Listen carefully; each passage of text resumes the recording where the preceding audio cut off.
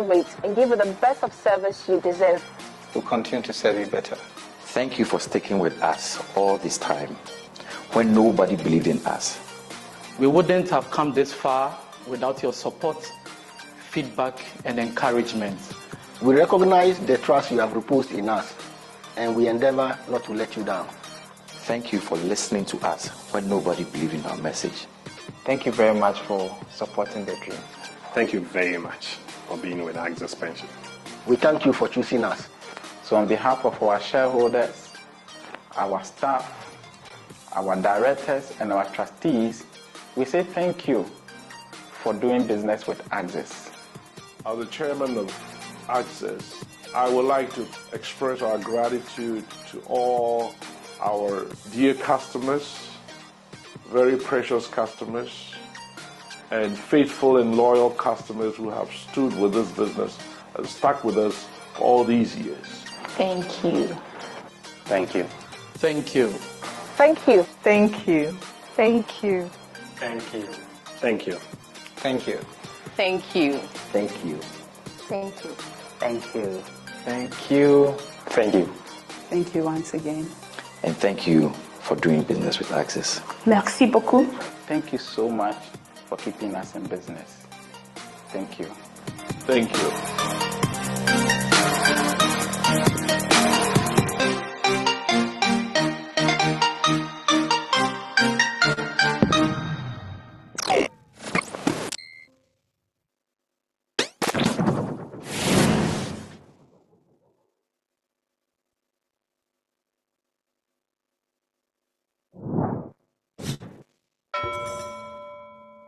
The Personal Pension Scheme is a Tier 3 pension scheme that allows members to make voluntary pre-tax or post-tax contributions towards their retirement. Personal pension schemes provide an avenue for formal sector workers to enhance their retirement benefit and target informal sector workers who are not covered under the mandatory schemes. The Access Pension Plan, which is the personal pension scheme of choice for Ghanaian workers, consists of a retirement and savings account that helps workers to save towards retirement and build up savings for medium-term financial goals. Remember that the personal pension can also be used as collateral for loans to meet pressing short-term needs. Visit the Access Pension website to take advantage of our various personal pension offerings to achieve financial peace of mind. Access Pension Trust, your reliable partner in pensions.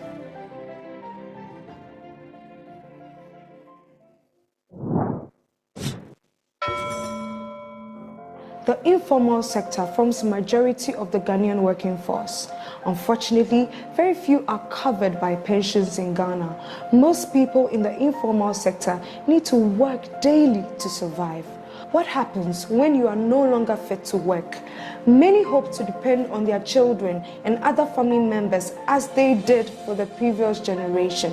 However, with the rising unemployment and the gradual shift from the external family system, this strategy may be unsustainable. The good news is informal sector workers can also have a more guaranteed source of retirement income in their old age by taking advantage of the various personal pension schemes provided under the 3-tier pension system. Access Pension Trust partners self-employed individuals and informal sector workers to also retire with dignity. Visit our website to learn more. Access Pension Trust, your reliable partner in pensions.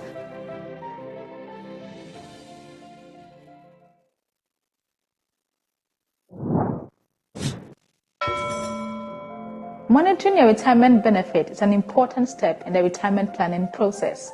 Check your pensions fund statement regularly to ensure your contributions are up to date and accurate. On your SNET statement, you can check the average of your 3 best years' salary and your pensionable month. This will help you to determine the benefits you receive when you retire. Look out for investment gains and losses and your current pension balance of your Tier 2 and Tier 3 pension funds. Having an idea of where you are on your retirement planning journey will enable you to determine whether you are on course or you will need to make some adjustments to meet your retirement goals. Service channels such as the Access mobile app, Afakoma, *1860# short code, and the Access Client Portal enable you to conveniently monitor your retirement progress. Use any of our service channels to enjoy supreme retirement planning support today. Axis Pension Trust, your reliable partner in pensions.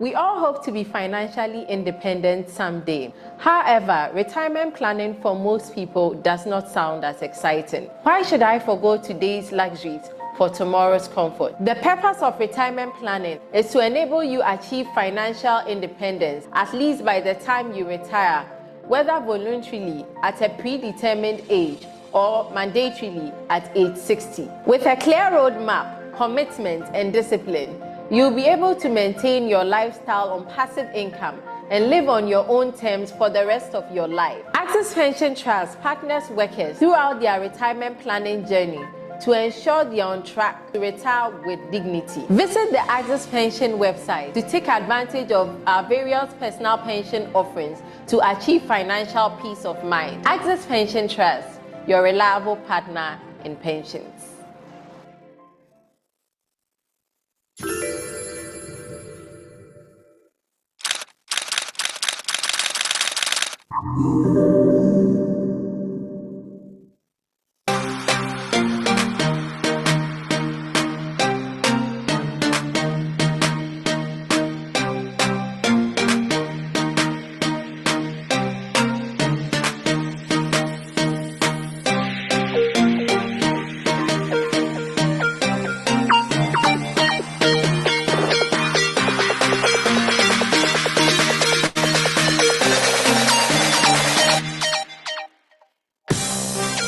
Man said, there is no such thing as a self-made man.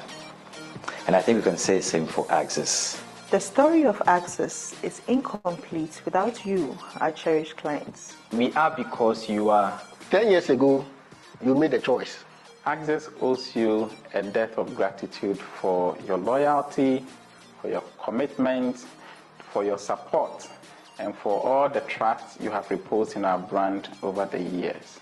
As we celebrate this great milestone, we say a very big thank you to all of you for believing in Axis. Thank you very much for believing in the Axis brand and also for keeping faith with us. I'd like to thank all our clients and to our institutional and individual clients and customers, we would like to say we value your trust and confidence in us. We really appreciate you. Because of you, we've been able to deliver financial peace of mind to over 250,000 Ghanaians. I believe the next decade holds greater promise for you. As we have entered into a new phase of our life, it is our prayer that you, our cherished client, and Access, we shall grow and flourish together. There are better days ahead, and we will want you to be part of the Access story. When we have chalked greater success, your name shall be inscribed in the very books of this dear company. We assure you that in the next 10 years, we would continue to provide the top-notch services that you have been used to, and even improve upon that. As a pioneer in the pension industry, we shall continue to innovate and give you the best of service you deserve. We'll continue to serve you better. Thank you for sticking with us all this time when nobody believed in us. We wouldn't have come this far without your support, feedback, and encouragement. We recognize the trust you have reposed in us, and we endeavor not to let you down. Thank you for listening to us when nobody believed in our message. Thank you very much for supporting the dream. Thank you very much for being with Access Pension. We thank you for choosing us. So on behalf of our shareholders, our staff, our directors, and our trustees, we say thank you for doing business with Access. As the chairman of Access, I would like to express our gratitude to all our dear customers, very precious customers, and faithful and loyal customers who have stood with this business and stuck with us for all these years. Thank you. Thank you. Thank you. Thank you. Thank you. Thank you. Thank you. Thank you. Thank you. Thank you. Thank you. Thank you. Thank you. Thank you. Thank you. Thank you once again. And thank you for doing business with Access. Merci beaucoup. Thank you so much for keeping us in business. Thank you. Thank you.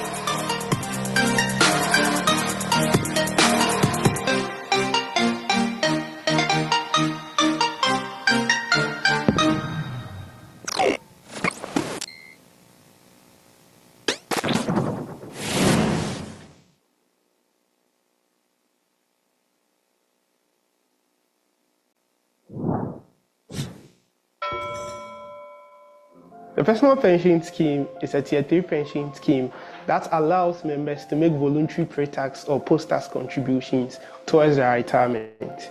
Personal pension schemes provide an avenue for formal sector workers to enhance their retirement benefits and target informal sector workers who are not covered under the mandatory schemes.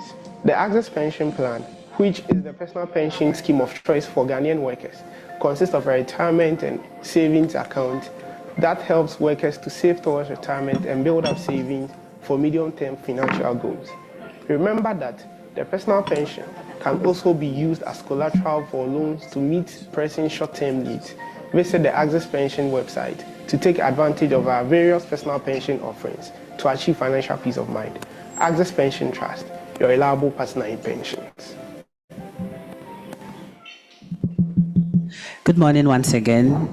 Very good to see you here. Just a quick reminder, if you've not had breakfast yet, you can kindly move to the right side of the auditorium, that is mine left, to have some breakfast. We'll be starting exactly at 10:15. Apologies for the late start. So we'll be starting very, very soon. Thank you. Please, if you have any concerns, you can see any of the ushers or the team members with this tag and you can be assisted. Once again, if you want to use the restroom, just move out to your left side. The crew members will help you find a washroom. Thank you very much.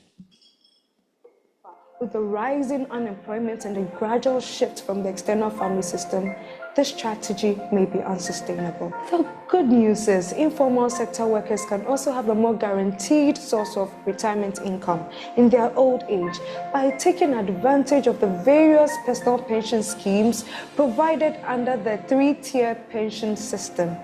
Access Pension Trust partners self-employed individuals and informal sector workers to also retire with dignity.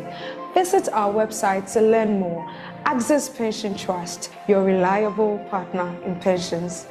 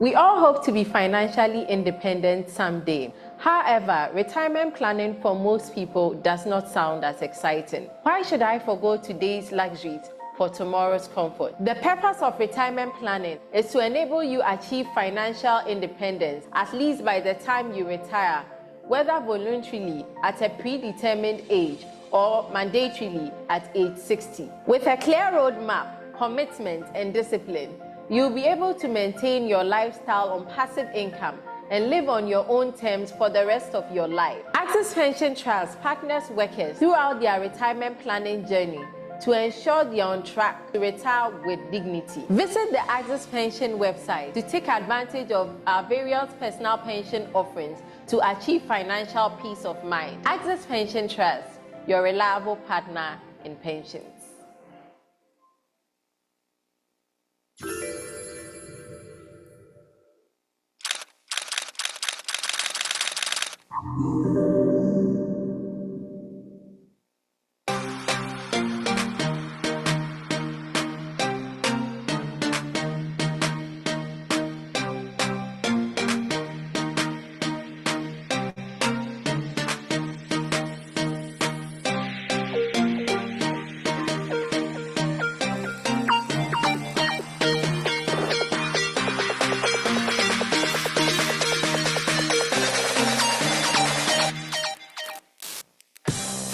A wise man said, there is no such thing as a self-made man. And I think we can say the same for Access. The story of Access is incomplete without you, our cherished clients. We are because you are. 10 years ago, you made a choice.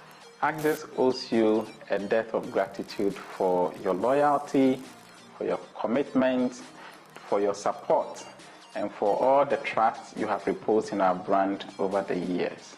As we celebrate this great milestone, we say a very big thank you to all of you for believing in Access. Thank you very much for believing in the Access brand and also for keeping faith with us. I'd like to thank all our clients and To our institutional and individual clients and customers, we would like to say, we value your trust and confidence in us. We really appreciate you. Because of you, we've been able to deliver financial peace of mind to over 250,000 Ghanaians. I believe the next decade holds greater promise for you. As we have entered into a new phase of our life, it is our prayer that you, our cherished client and Access, we shall grow and flourish together.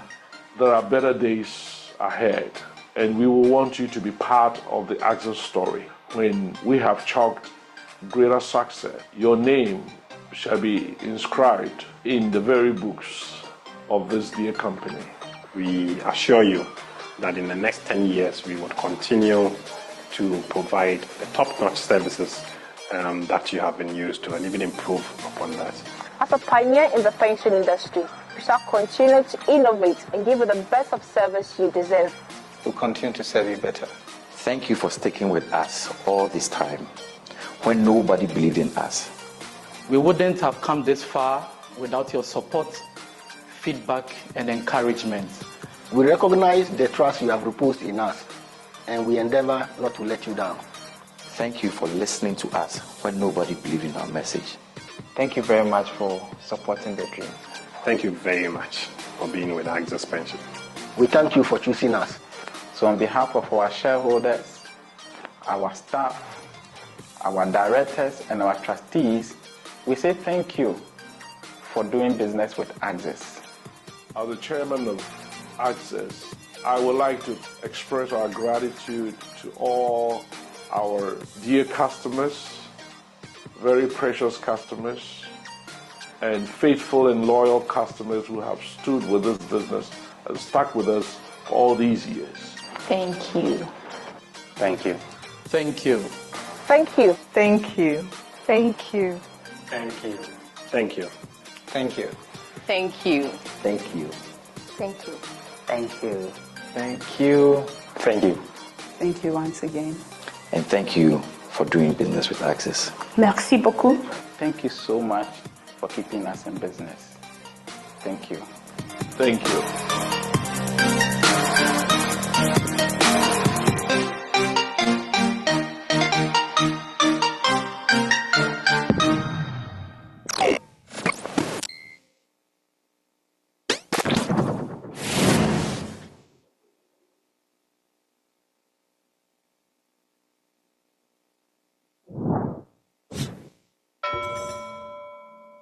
The personal pension scheme is a tier 3 pension scheme that allows members to make voluntary pre-tax or post-tax contributions towards their retirement. Personal pension schemes provide an avenue for formal sector workers to enhance their retirement benefit and target informal sector workers who are not covered under the mandatory schemes. The Access Pension Plan, which is the personal pension scheme of choice for Ghanaian workers, consists of a retirement and savings account that helps workers to save towards retirement and build up savings for medium-term financial goals. Remember that the personal pension can also be used as collateral for loans to meet pressing short-term needs. Visit the Access Pension website to take advantage of our various personal pension offerings to achieve financial peace of mind. Access Pension Trust, your reliable partner in pensions.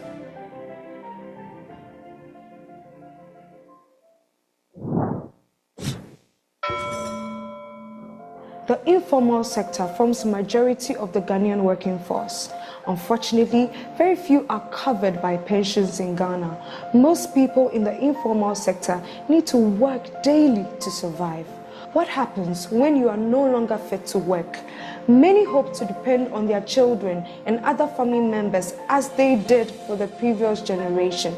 However, with the rising unemployment and the gradual shift from the external family system, this strategy may be unsustainable. The good news is informal sector workers can also have a more guaranteed source of retirement income in their old age by taking advantage of the various personal pension schemes provided under the 3-tier pension system.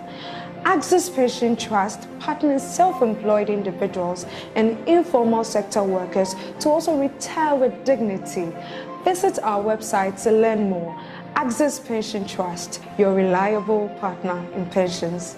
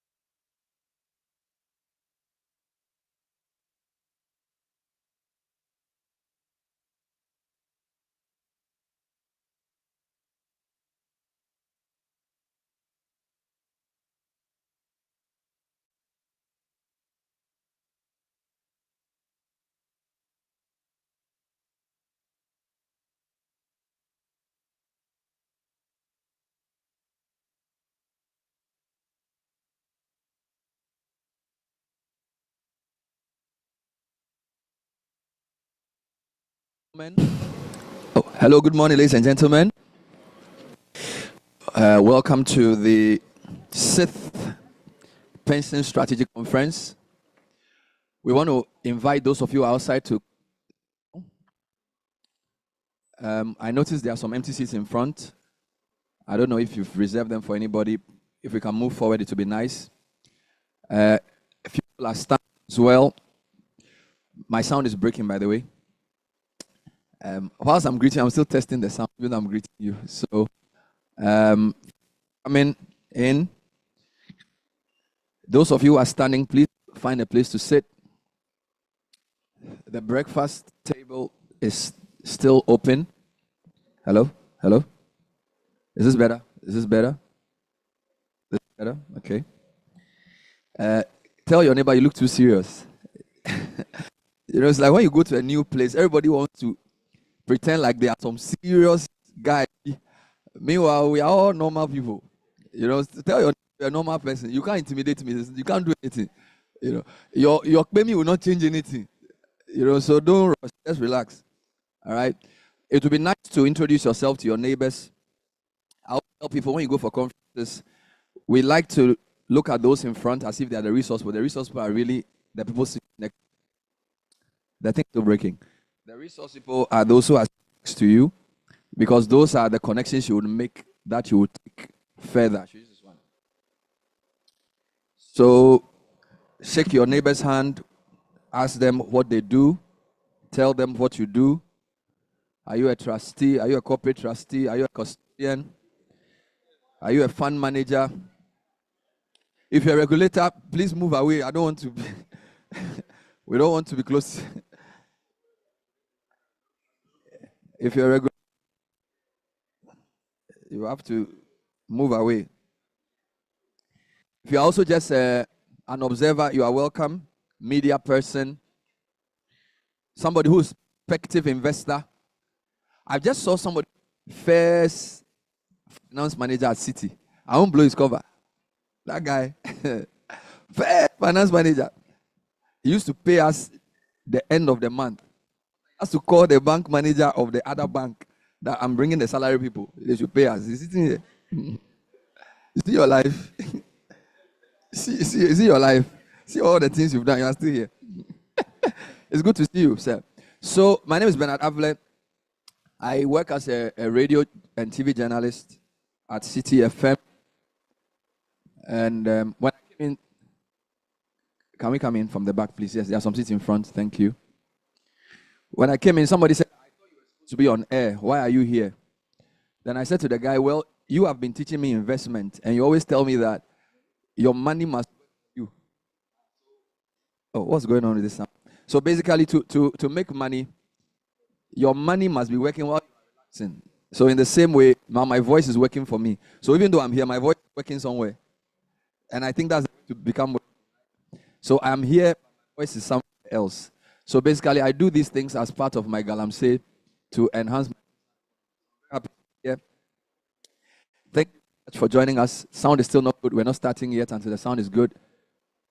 Alex, check the sound for me. Check the sound for me. Sound for me. Wonderful. All right. So start. Hello. Fine. All right. Maybe let's call Isaac Opanoy to pray. When he prays, the sound will be good.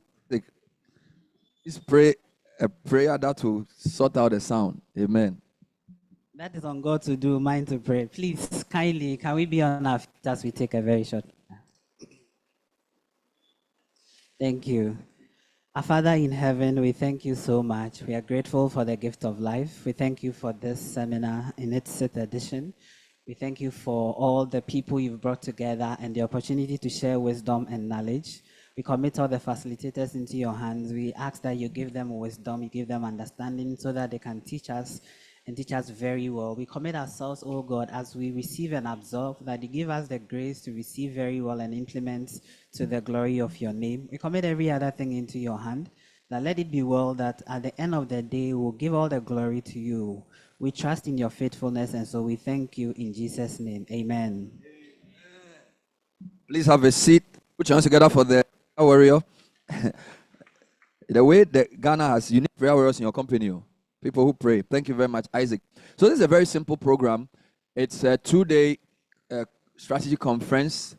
Access Pension Trust is the host, and they are collaborating with the CFA Society, the Ghana Chamber of Impact Investing, the Chamber of Corporate Trustees, and then Impact Investing Ghana to bring to us this 2-day conference. Day 1 is plenary, which is more everybody talking, having discussions. Day 2 is more industry first.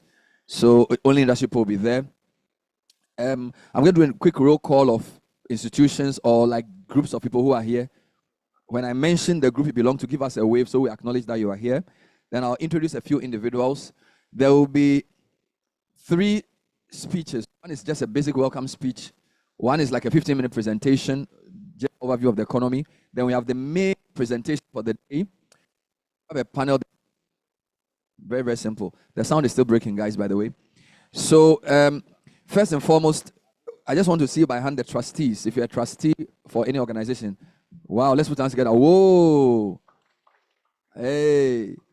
The ones we like. Oh, put your hands together for the trustees. Wow. All right. What about the corporate trustees? The ones who are helping the trustees to make things happen. Corporate trustees. It's a small group. The higher you go in the money chain, the smaller it becomes. Any custodians here, banks, large financial institutions? Wow. Hey, you are the only one. 2. And with the lotto, just 2. Put your hands together for the custodians. Any fund managers? Fund managers. Oh, yes. They convert money into more money. In fact, we are listening to a fund manager today. Thank you very much. Any media people? Okay, they are hiding. All right, good. Any group I've not acknowledged? Fantastic. Now, I just want to also say that this event will be chaired by the CEO of the National Pension Regulatory Authority, John Kwening Imbro. I don't know if he's here. So if he's here, please give me a wave. I don't know you personally. If he's not here, you just put your hands together for him. He is your chair. He will be here before the program ends. To set us off, I want to invite the CEO of Access Pensions Trust, who I think are really trying to bring leadership into the space. I think this is the 6th or 4th. I'm not sure what number of conference this is, but certainly this is the 2nd or 3rd time I'm here. Really, really great platform. So I'm going to welcome Efriye Owari to bring us welcome remarks to set us off. Please. Sound. Thank you very much, Aloski. So good morning, everyone. The MPRA Chief Executive was supposed to be here. Unfortunately, he's being called on for some other urgent issues at the office. And so his representative is on the way coming. Thank you very much. So distinguished trustees, our partners from Impact Investing Ghana, esteemed colleagues, ladies and gentlemen, welcome to the 2024 Pension Strategy Conference, Ghana's Forum for Alternative Thinking on Pension Fund Investing. We are gathered here against the backdrop of a profound economic and fiscal crisis that has not only tested the resilience of pension funds, but has also laid bare the vulnerabilities in our pension fund portfolios. We are at what is undeniably a watershed moment for our industry and for our country. Over the past 2 years, Ghana has grappled with a sovereign debt crisis of unprecedented scale, leading to severe currency devaluation and cumulative inflation surpassing 75%. Our pension funds, with a substantial allocation in government bonds, have borne the brunt of these economic upheavals. The consequences, as you can imagine, has been dire.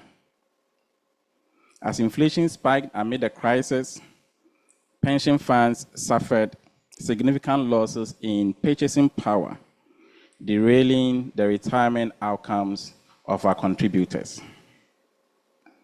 Ladies and gentlemen, it is a sobering reality that a pension fund contributor now faces about a 6-year journey merely to recoup the value they had in 2021.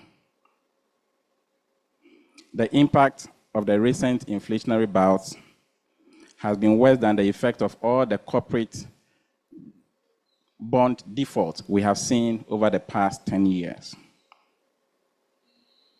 Yet, very little is being done by us as trustees and fund managers to realign our portfolios or to mitigate the effect of such a risk. The retirement prospects of Ghanaians is bleak today. SSNIT, which most of us look to, has just about $1.5 billion of assets under management.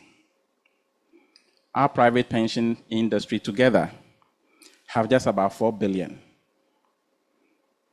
And it is $4 billion because it's been devalued heavily by the economic meltdown we've had over the past 2 years.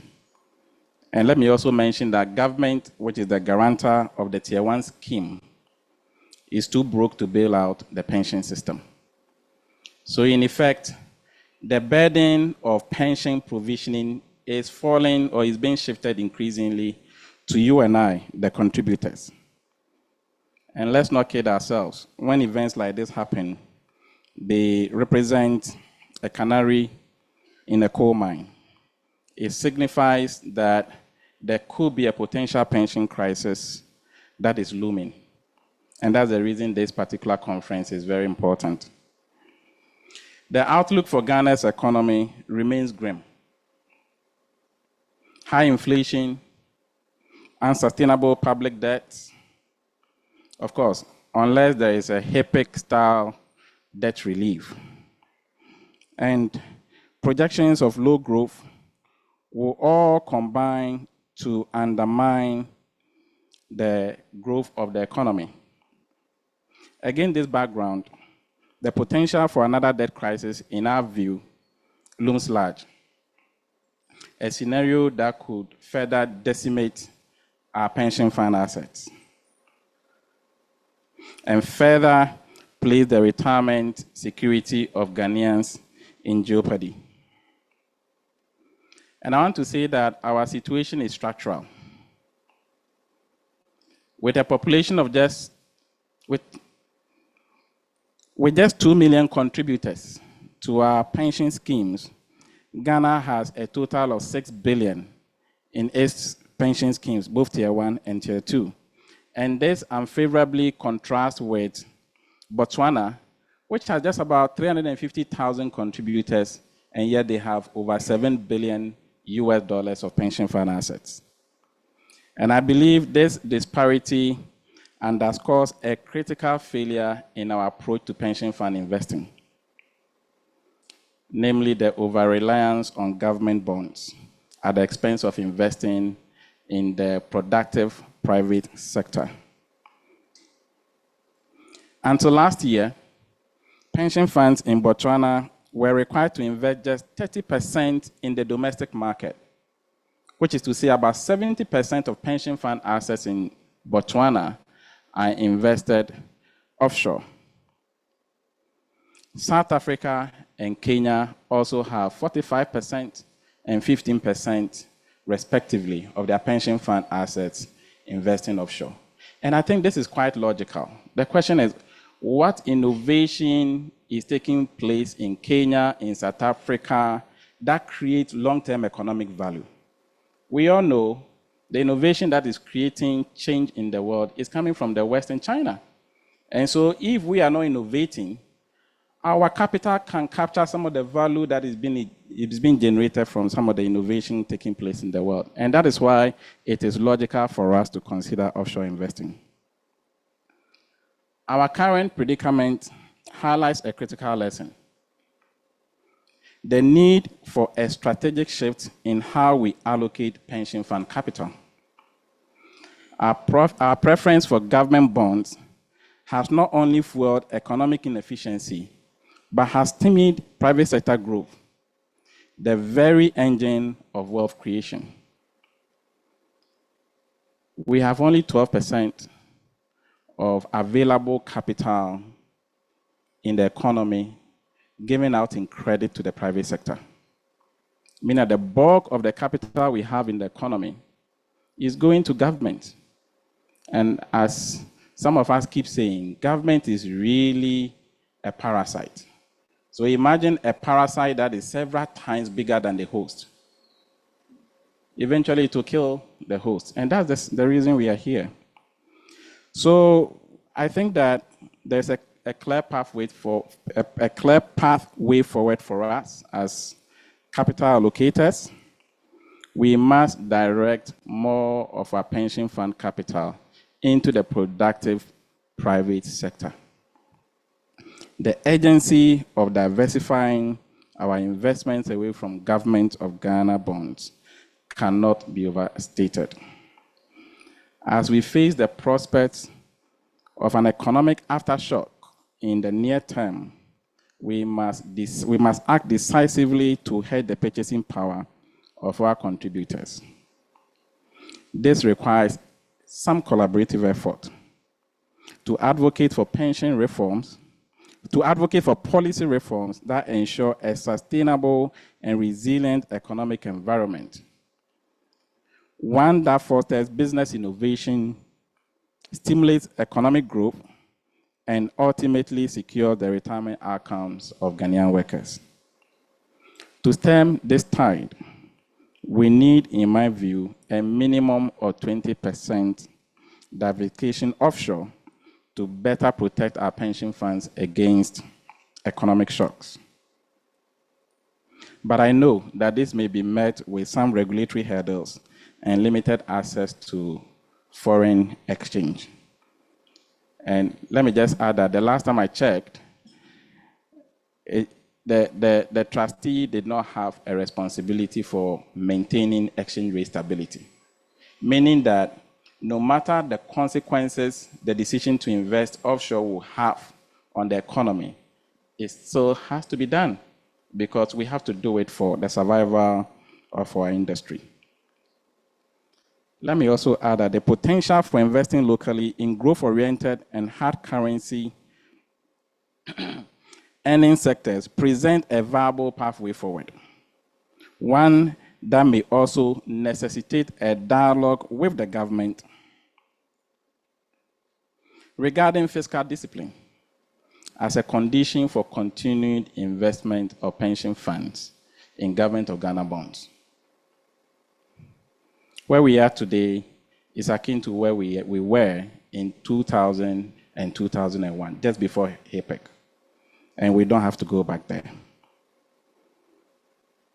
Trustees, I believe, ought to have a say in how their pension fund assets are invested. It should not be imposed on them. It should be industry-led. The NPRA-led investment policy making, even though well-intended, has been suboptimal in my view and has resulted in mediocre pension fund assets. We started these conferences in 2019, and at each conference, we raised some of the risks that we face as a result of the way the pension fund assets were invested. We rightly predicted that there was going to be a debt crisis, and here we were. As an industry, we did very little to move away from the risk we anticipated. If we do not act decisively on asset allocation now, the fortunes of pension contributors will dwindle going forward. In an economy where the capital market is small and weak, it is incumbent upon trustees to foster some controlled asset creation and innovation around private investing. Because in a typical emerging economy or a frontier economy, the private market is significantly bigger than the public market. And you see this across all emerging markets. And so we cannot say that listed investments are the only ones that are fit for investing. Mind you, the question before us is not just how to survive the current crisis, but how we can thrive beyond it, leveraging our collective wisdom to participate actively in the creation and delivery of goods and services consumed by our citizens. I believe the current thinking around pension fund investing is very faulty. At present, our pension fund assets are only paying government bills, at best. Government is not doing anything productive with your savings, with my savings, with our savings. And if this trend continues in the long term, we will have another debt exchange program. That is simply how economics works. So I believe we have also discovered that listed securities are not any less risky than unlisted securities. Bond savings and loans, the default of PBC and Eden deal were all listed. Real estate has been a well-performing asset for SNET. I believe directly investing in real estate, in unlisted securities, and private credit hold value for pension funds. The MPRA should therefore guide the market with sound standards for private market investing, rather than controlling it with excessive approval requirements. As trustees, let us remember the gravity of our responsibility. The decisions we make and the strategies we adopt have the power to either perpetuate the cycle of financial vulnerability or pave the way for a more resilient and prosperous future for Ghanaian workers. We must harness the collective wisdom and expertise represented in this room to chart a new course for pension fund investing in Ghana. By embracing innovation and prioritizing investment that drive real sector growth, we can safeguard the financial well-being of our contributors. Thank you for your commitment to this cause and for your presence here today. Thank you very much and enjoy the conference. Thank you, Free. Wow. But that was a very serious speech. Oh. Did you feel it? Put your hands together for Free once again, please. I really think about Free is that he can be saying a lot of serious things with a straight face. So you would think that he's just talking, but he's like his former boss, but in a different way. You know, and listening, if I were sent like 6 years ago as a journalist to cover this program, I already have about 3 headlines for news. I'm not going to share the headlines with you, but there's a lot of things in what he said that can make the 12 o'clock news. All right? But because you're in the industry, it seems normal to you. But those of us who are outside the industry, it's a very strong thing to say that it's almost like government has become Konongo Kaya, right? You can't do it, yet you don't want to allow those who want to do it to help. You are making it difficult for us to invest outside. There's no innovation in this part of the world, not in the sense in which can add value. Internationally, you're making it difficult. Private sector too, you won't allow. But I think it's a good opportunity because I think this conference brings everybody who matters together. The problem though is that even though we're in an election season and there's a lot of politicians trying to talk to us, we don't speak with one voice. Because when they come, they will meet the banks separately. So even though there are banks here, you don't come under pensions, right? They may even meet some of the fund managers, but they will meet you under your parent companies. So you don't speak with a pension voice. So this is actually the only platform, in my view, where all of you sit in the same room. And I think that one of our tasks for the panel is how do we get this message to shape policy thinking, right? To get it into the mainstream media and also to get, whether it's Mahama, Bawumia, or Alan, or whoever, to actually listen to what we are saying and to commit to do something about it. So please, when we open the floor, talk. Tell your neighbor when we open the floor, talk. Or fire, we need it. It's very important to speak with one voice. And if you look at the people who've come together to organize this, Axis is not trying to do this alone. There's the CFA Society, Impact Investing, the Chamber of Corporate Trustees. So this is a collective effort. So you're in the right meeting at the right time. Let's have the right mindset. One more time, a round of applause for a free, wonderful one. All right. So as hinted, these conferences are not just talk shops. If you look in the program we've given you, there are about 7 or 8 specific policy proposals that have been made in previous conferences, and we've updated you on what has changed, if there's anything that has changed at all. So everything we discuss here, we condense into specific actionable policy proposals, some of which have led to new regulations, some of which are still in the works, some of which have been completely ignored. Nonetheless, we've put together our policy proposals. The other highlight of this program is the investment outlook. So we start by giving you a general overview of the world, Ghana, Africa, and then we give some key thoughts around where the indication is for different kinds of investment options. Now, to do that for us, we're very happy to invite our CIO, Nana Uyafibuama. He's a CFA, and he's been working in this field for many, many years. Specifically for Axis, he works with external managers to implement investment policies. He's done some work in risk management with Standard Chartered Bank, also worked with First Atlantic Brokers and Algebra Securities. I knew him from the University of Ghana as an undergrad. I don't know why I was in some choir, but these days a big man. So Charlie, the amount of money he controls, I can't even call him by his first name. I have to add the CFA. So ladies and gentlemen, please help me welcome our Chief Investment Officer for Axis Pensions Trust, Nana Uyafibuama, to take us through the investment outlook. It's just a few slides, 15 minutes maximum. Your clicker is here. Nana, thank you. Thank you very much, Bernard. So Bernard used to wake me up at dawn, come over to go and pray. All right, so good morning to everyone. And we are very excited you took time out of your busy schedule to join us in our 6th Pension Strategy Conference.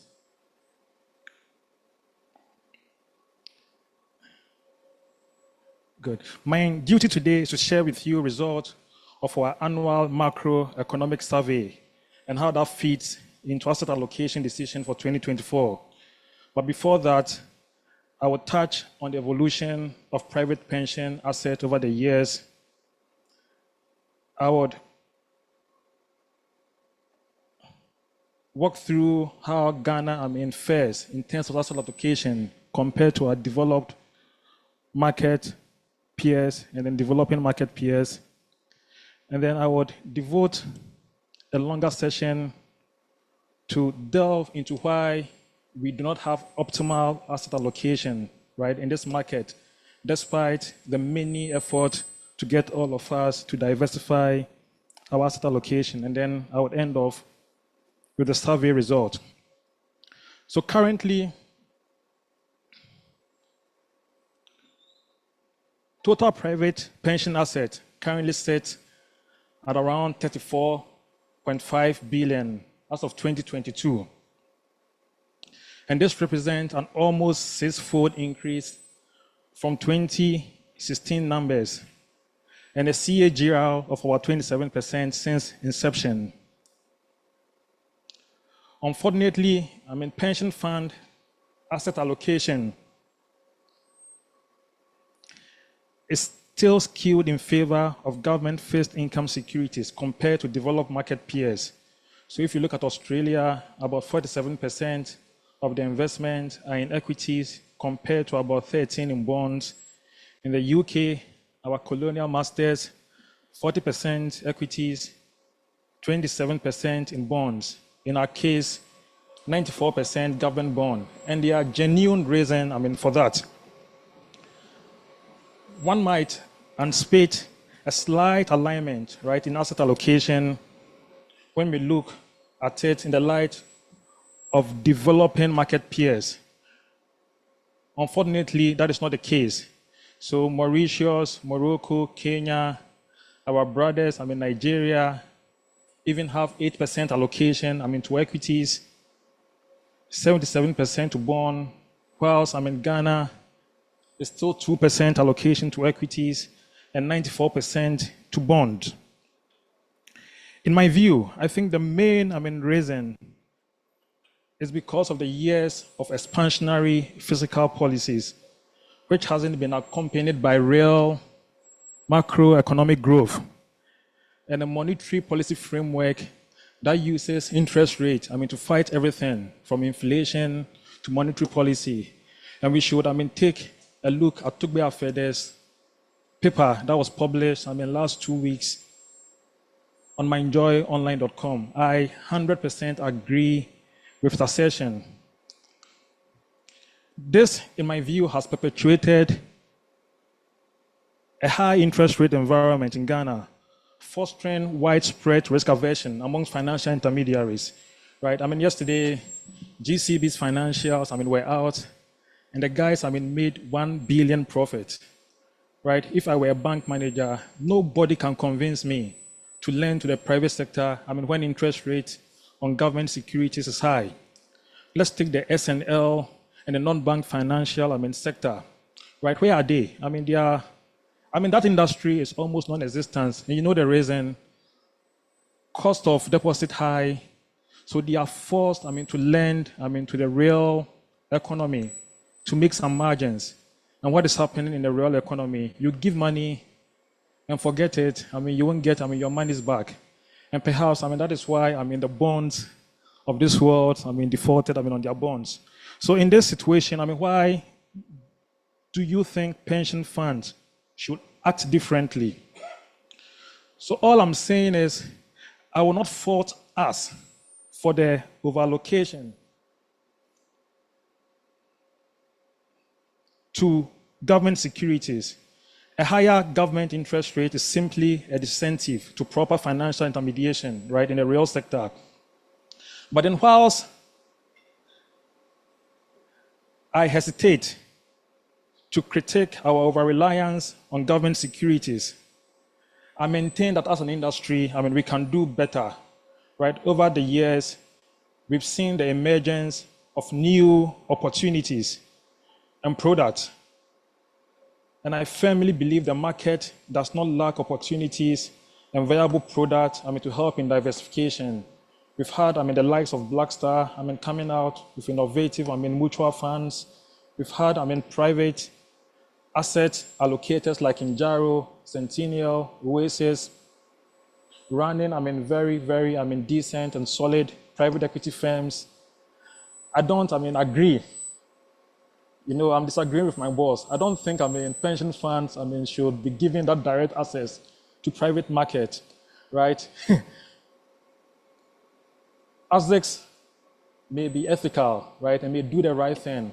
But I know as Ghanaians, right, once we have, that leeway, it is subject to approval. The point I'm making is, there are private equity managers who can do a better job, than us, going out there looking for those opportunities. Kisei Antonios, Centennial asset managers, recently bought a prime property, right? And how many, of us allocated money, to him, right? How many of us invested? So there are really opportunities, out there for diversification. I think we have not made much progress on diversification despite the many opportunities because of certain behavioral biases.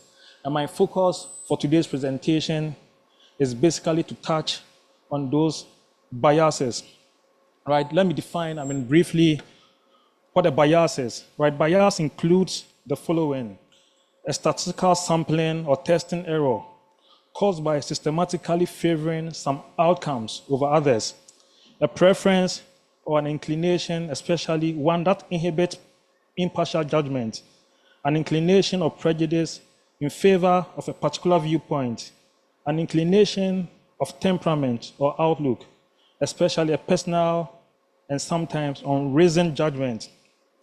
In this context, I would want us to consider, two main biases that leads to irrational financial decision. And those biases could be cognitive and emotional feelings. Cognitive biases stems from basic statistical, error, processing information wrongly, and therefore leading to suboptimal investment decision. Emotional biases, stems from impulse or intuition, and it is usually influenced by our feelings. It is very easy to correct cognitive errors. However, behavioral errors are very, very, very difficult to correct. And for the remaining time I have, I would focus on three main behavioral biases, which, in my view, is the reason, for the suboptimal asset allocation.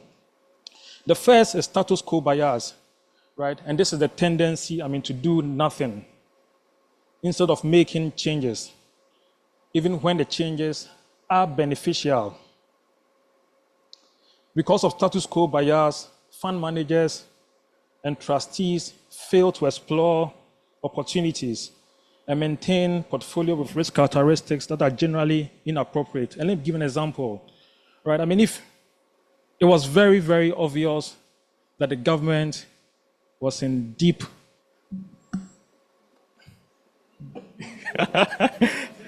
shit, sorry. Right, default was imminent, right? Restructuring, was imminent. When it was obvious that they should seek, help from IMF, there were delays, but we knew, IMF was going to happen. So what did we do? Access, somewhere 2022, we sold, a majority, of our government, bond position. But despite, what was obvious, right? The industry, still held on to their government, bond position.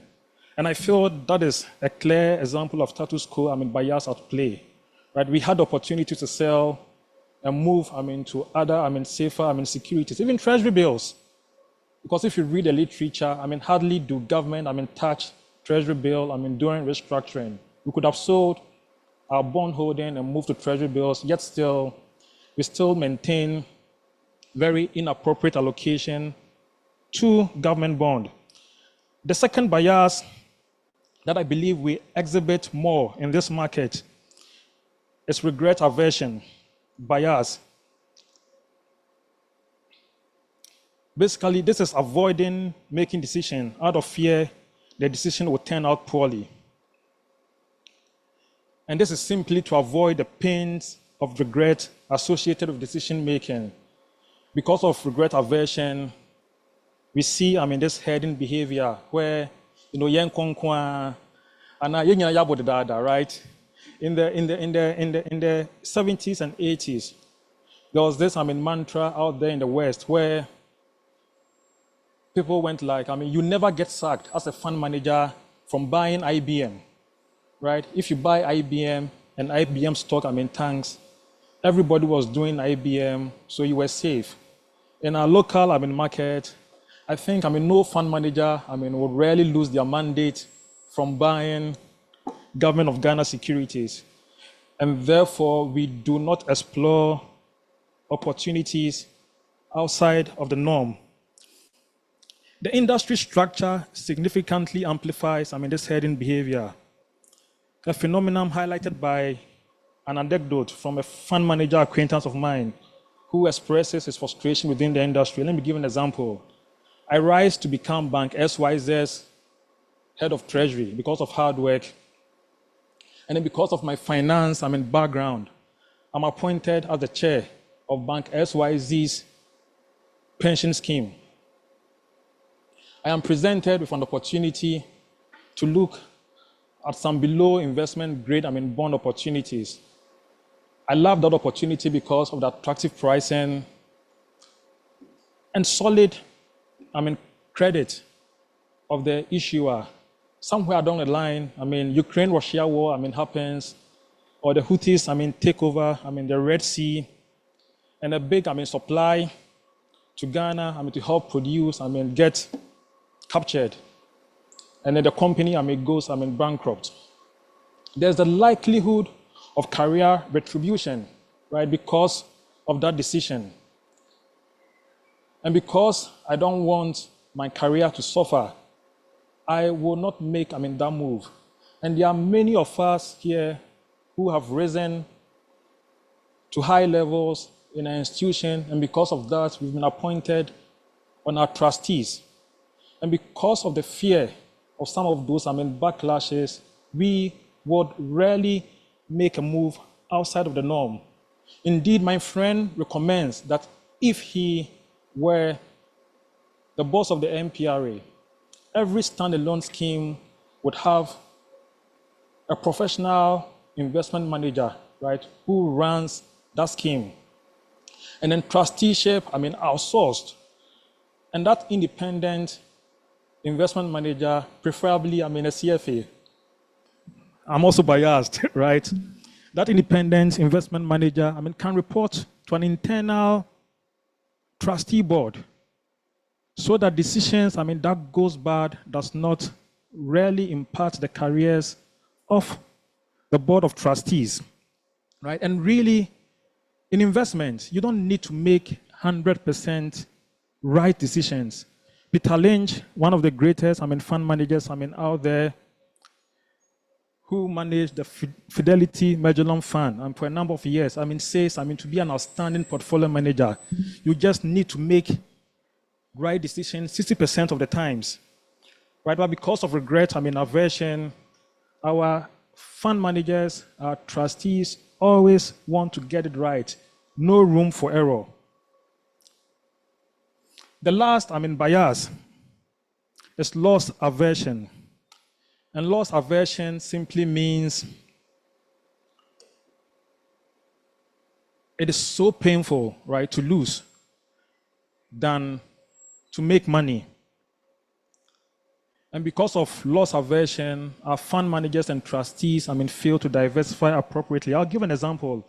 I went into this trustee meeting where a fund manager had lost 1,000 cedis, right, on an equity position.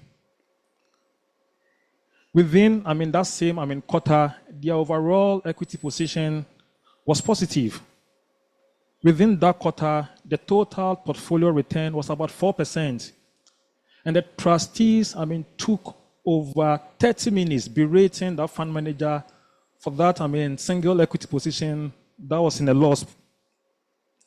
The question is, how would trustees expect this fund manager to come up with new ideas and defend it vehemently when there are pushbacks?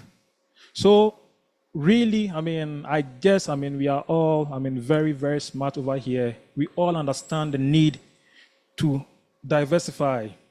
But until we recognize some of these biases and work very hard to overcome it, we would come here, year in, year out, and nothing would change. So how do we overcome emotional bias? Firstly, recognizing this bias in ourselves is the first step towards overcoming them when evaluating new investment opportunities. Also, educating ourselves about the investment decision-making process and portfolio theory can be helpful in moving decision from emotional bias to cognitive. For the two known guys like myself, we should be mindful of this though. When biases are emotional in nature, drawing this to the attention of an individual making a decision is unlikely to positive outcome, because naturally, we are all defensive. So thinking of an appropriate question to ask may potentially, alter the decision-making process.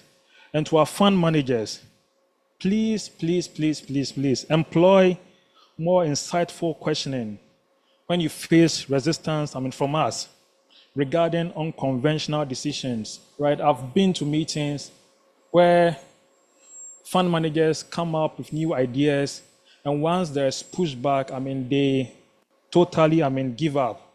But then you can help us to overcome biases which has led, to suboptimal asset allocation. Now to the last section, I'll share the result of our yearly economic survey. Primarily, there are three basic approaches to economic forecasting. We can use econometrics. We can use indicators. There are variables that lead, lag, or coincide with key economic indicators. And there's the checklist approach, where you subject the macro indicators, to interrogation, and answers, compiled, to show trends of macroeconomic indicators. Our preference at Access is a checklist approach because I'm terrible with maths.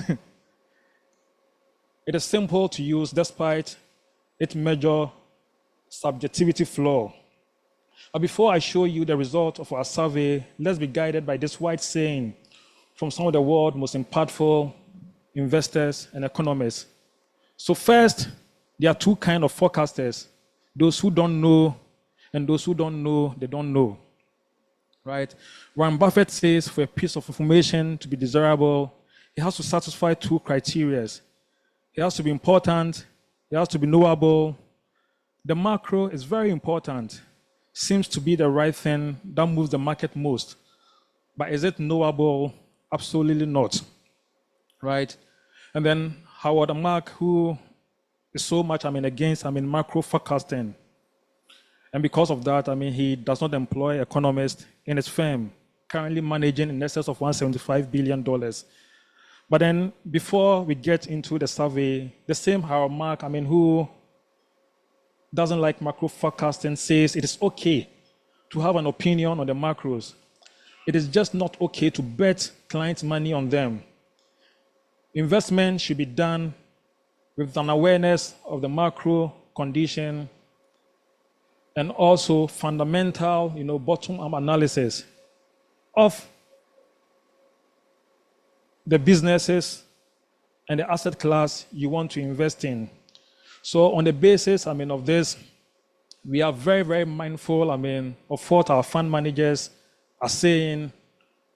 But of course, our decision, to invest is driven, by factors, beyond the macro, forecast.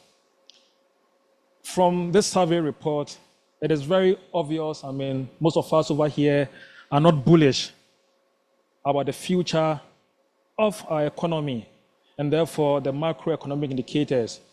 In terms of growth, we expect moderate growth from 54% of our survey participants.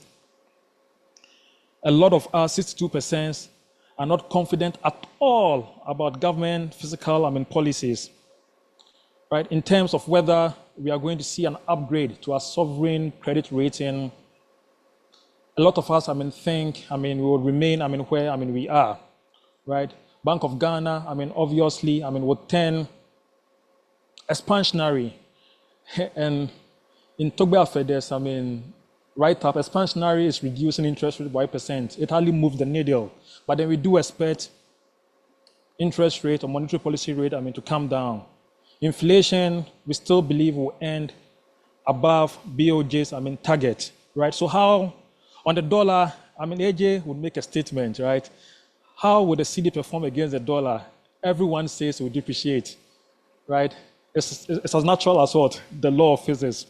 So on the back of all, of this, right? How do we position asset allocation for 2024? We have this.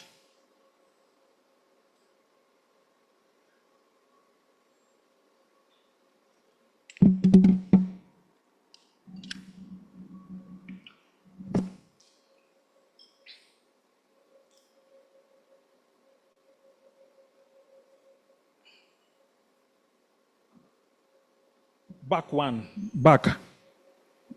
Good. So, what is our multi-asset, view? I've been bullish, on equities, since. And I feel, this year, equity, would outperform most local asset class. As we speak, today, we are currently up by 7%, right? Driven, by some banking stock, some manufacturing, stocks.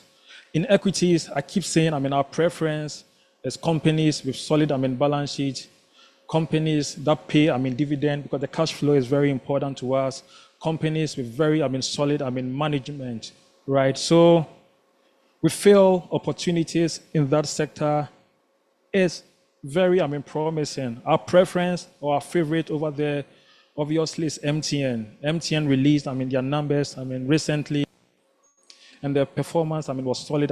Profit grew by almost, 40%. If you look at MTN's trajectory, from when they listed till now, right, their sales are up by almost, 4 times, whereas profit, up by almost 5.5, times. Yet still, their share price is up by less than, 2, or probably a little bit, more than 2. And before, I go, further, when you watch CNBC and Bloomberg a lot, analysts, disclose, their conflict, right? In our case, Axis holds substantial, position in MTN. Myself, my wife, my 3-year-old son, my 8-year-old daughter, and 6-year-old daughter, holds, shares in MTN. I feel, MTN, really should be our NVIDIA, right? It should be, our magnificent, 7. And it's so amazing that after 5 years, MTN is still struggling to achieve, localization, mandate of selling 30% of their stakes to Ghanaian, right? It is difficult to comprehend. So equities, very, very bullish. We feel, the market would outperform if you also study, the trends in market. The years, after election are always, awesome year, for market. So we do expect a long runway for equity performance. We won't talk about fixed income. Generally, it is what it is. We don't have a bond, market, nowadays.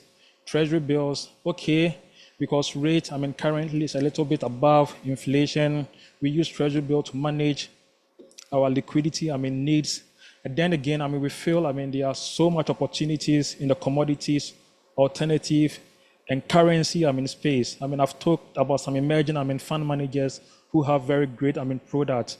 Again, over there, there's a wonderful, product on our stock exchange, the new gold ETF, right? People are sleeping on it, right? Sleeping on it. 2022, when our currency depreciated by over 60%, the new gold ETF did in excess of 90%, right? Allow those guys in the West, to say that gold is not an asset class.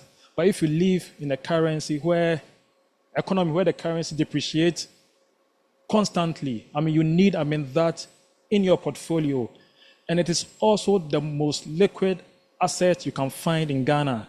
It's an ETF. So when you want to sell and there's no buyer, the sponsor will buy it off you, right? When you want to buy and there is no, seller, the sponsor will create, shares, for you. And if you look at the performance of gold, right, over the years, you have, the benefit of gold price appreciation and also currency depreciation. So this is our multi-asset view. We'll go, very, hard on equities, barring liquidity problem on our exchange, and then we'll still allocate to very, competent, very ethical alternative asset managers. And from now to probably,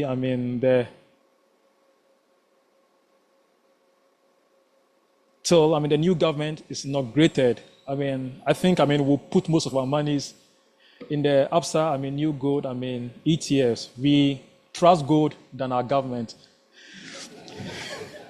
So, lastly, I like, sharing, knowledge, right? If you want to understand more about this behavioral biases, most of us are susceptible to, get, Thinking Fast and Slow by Daniel Kahneman. He's the father of behavioral economics, and I bet you would enjoy. Thank you very much.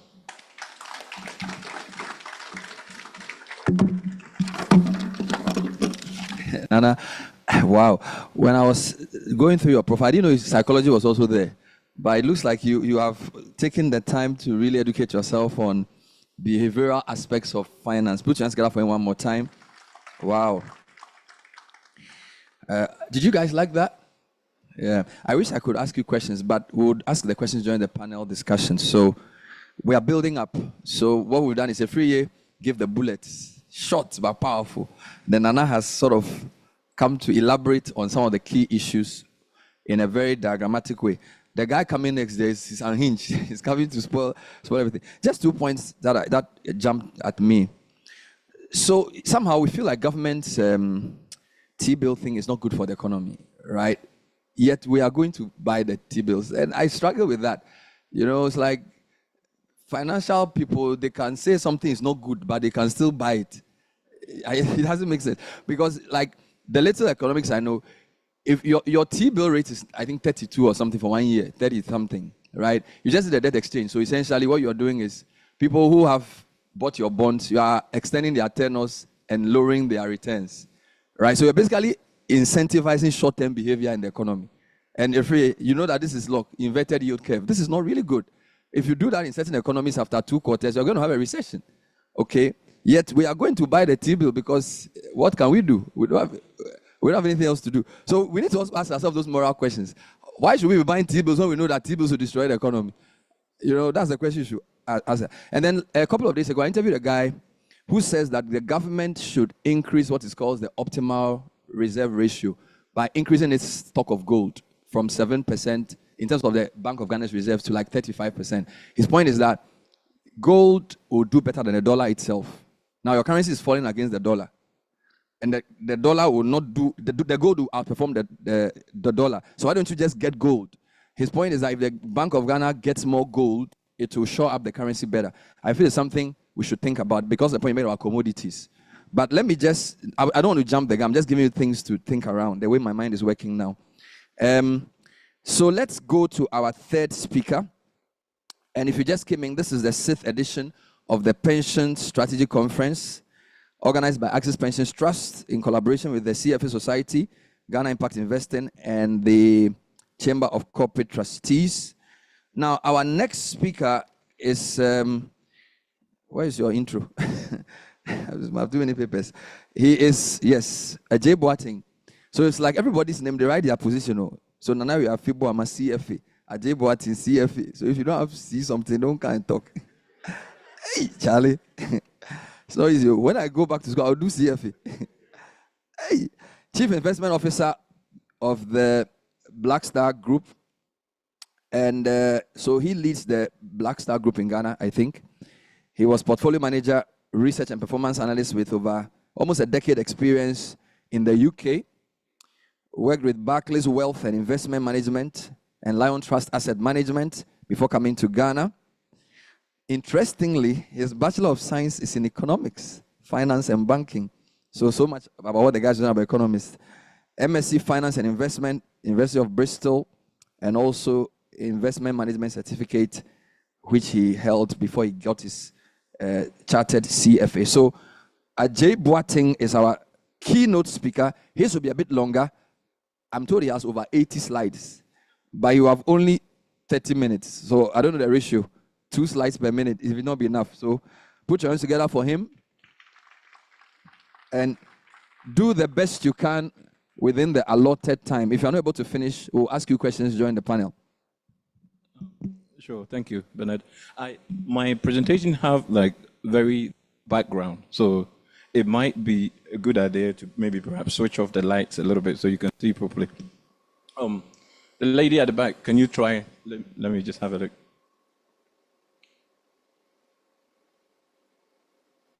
Yes, okay, I think that's better. My name is Ajay Boateng, and I have about 86 slides and about 1,800 seconds. But we'll go through it quickly.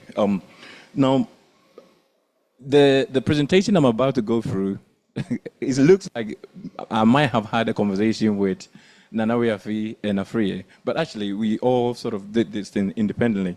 But it actually was inspired by a presentation that I gave to the CFA forecast at the beginning of the year, just my view on the economy. So I was asked to come and share some of these things as it pertains to Ghana and investment as a whole. So there's a lot of slides, but it's very easy to digest.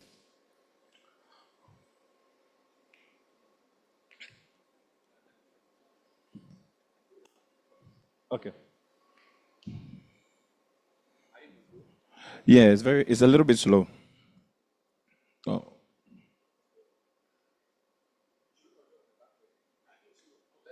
Yes. Sure. So just go back one. Yes. Okay, let's start from here. So we've hit an inflection point, and the question is, what next for the economy and what next for Ghanaians? Let's go to the next one. So I'll go through a future framework, and I've spent a lot of time on this. Is about how we as a group of people, how we look into the future, or whether we have a view of the future because that essentially guides us in terms of how we make decisions in terms of what to invest in or whether we don't. So let's go through that quickly. Now, it's inspired by a presentation that a gentleman called Peter Thiel, who is the founder of, co-founder of PayPal, currently founder of Palantir. He was one of the earliest investors in Facebook. Now, sorry, go back. Let's try this one. Now, the future framework. Oh yeah, sure. The future framework is actually whether we as a group of people, as fund managers, as trustees, as a nation, as a continent as a whole, whether from the bottom, whether we have a certain view of the future, or whether our view of the future is quite uncertain and we don't know. And then on the left-hand side is whether we are hopeful about the future or whether we have fears of the future. So let me give you an example. So when Ghana gained independence, for example, sorry, go back. 1 second. It's still quite slow. Okay, sure. So go back on the last one. Yes. So as a country, as a nation, so when you go back to when Ghana gained independence, right? When you look at what he was doing, he had a very certain view of how he thought Ghana was going to be like. He was building KUNST. He knew that he had a view that technology was going to be a core part of the future. He was building the Akoso Modam, right? 1960s, he was talking about nuclear energy. Well, nowadays, when you look at Ghana's energy future, there's a conversation that nuclear was going to be part of it, right? The other side is when we are uncertain, we often take a portfolio approach where we diversify. We don't have a very specific view of how we think things are going to be like. And then on the other side, when we are hopeful about the future, there's a promise, there's something that we're looking forward to. But when we're fearful, there's a lot of anxiety, nobody knows. Now, let me say how it translates to some of the things we do in terms of school-wise. So can you move it 1 second? Okay, so you can sort of put that in a consulting approach. So when in terms of what we study in school, right? So when we have a view of the future, there are specific things that we're trying to solve for. So we study engineering, art, right? Because we have a specific view of certain things. When we are uncertain but still hopeful, we study law, finance, in that sort of courses. When we are fearful and uncertain, actuarial science tends to sort of dominate. Everything is probability. So if you are 30 years old, the odds of you dying this year is significantly low. But if you are about maybe say 80, the odds are like significantly high. Now, so when you go back in terms of countries-wise, so Ghana in the early years, we were very certain, we were very hopeful. There was a sense of purpose about it. Currently, the likes of Mauritius and Rwanda falls into that category. Tanzania is a little bit more sort of hopeful, but there's a bit of uncertainty around it. Ghana, Europe, Japan has sort of, nobody knows what to do. And there's a sense that you take your kid to school almost as an insurance policy because there isn't any specific thing that we're solving for. China, for example, falls into they are fearful, but also like certain, and in that environment, savings rate is like significantly high, right? So China, for example, has around 30% savings rate.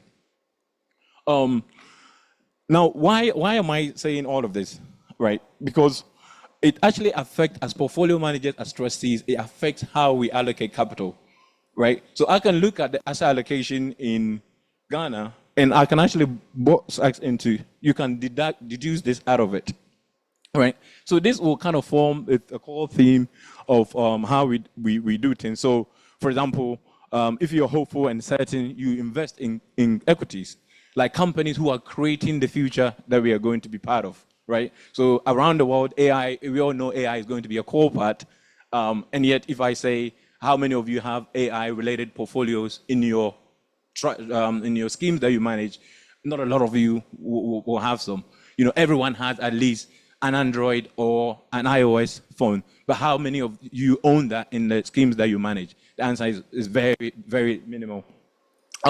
So if you're hopeful and uncertain, we go into the more of diversification approach, and then cash tends to dominate when we have no idea of the future, and we're also very certain that like Ghana obviously falls into that bottom right, as I mentioned. Why am I saying this? Because this is very, very indirectly, it really affects us in how we go about allocating capital. So a little brief of a brief view. So last year, 2023, I call it year for the ages. Why? Why do I even sort of say that?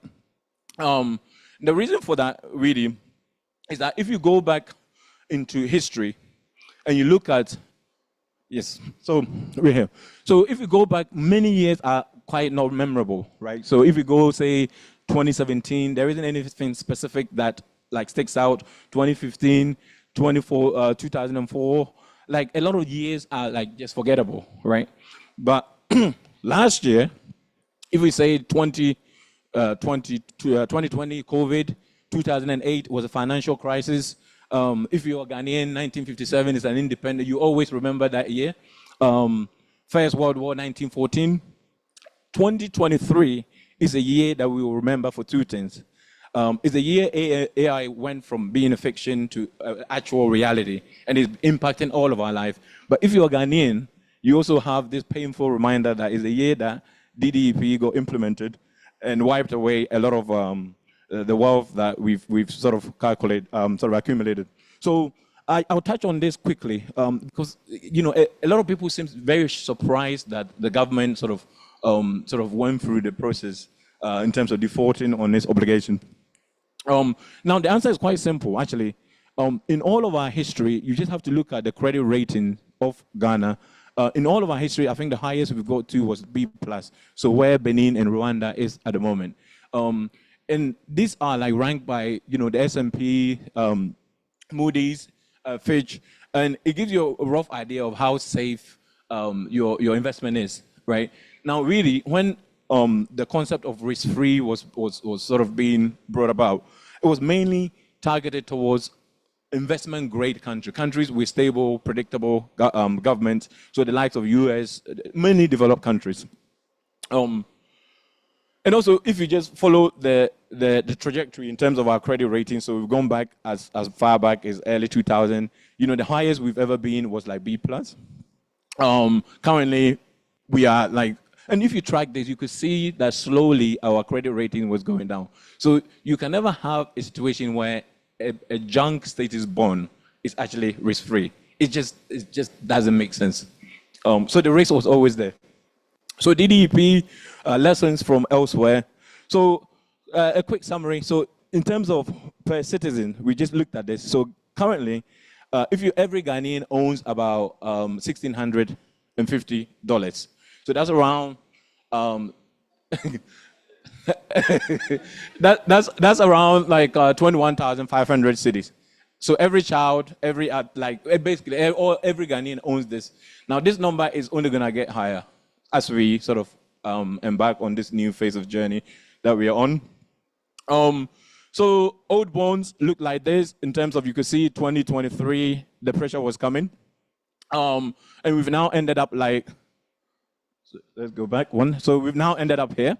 Now, Afriye mentioned something, and he almost sort of jumped the gun on me. If you look at 2027, 2028, it's inevitable that another conversation will need to be had, right? There's too much pressure on there. By the time we get there, based on the various sort of new instrument that they might come into existence, this might be maybe 4 times that by the time we get there. So if you're a trustee, your ability to think about navigating how you manage this is very, very critical. Don't say you didn't hear this when it happens. Nana, we have to touch on some of the biases that stops us from doing some of these things.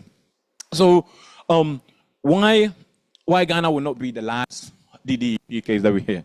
So this chart looks at emerging and developing countries around the world, and we go back all the way to the early 2000s. And what you see is that domestic bond holders have been growing over that 20-year period. So long gone are the sort of maybe say early 2000s where HIPC meant that most of the debt that the country owned were foreign one. So we are now at a point where most countries, the domestic people actually hold a decent amount of the domestic government bonds. So Ghana might not be the last.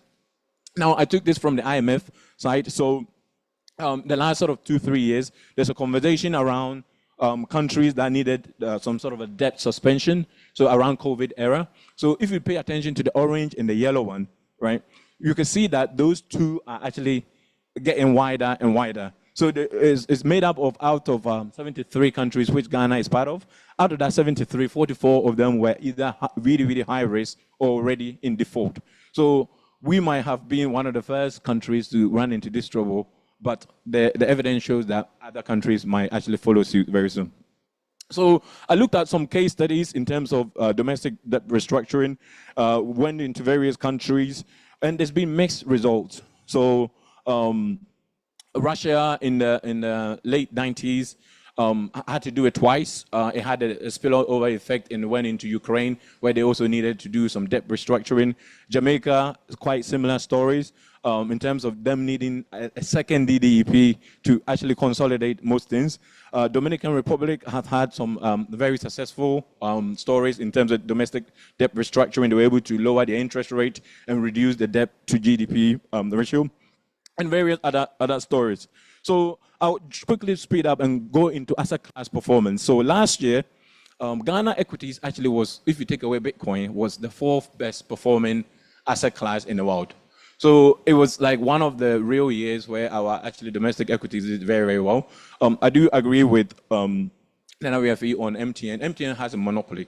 And the way we Blacks often think about these things is you either have a pure water seller or you have an MTN.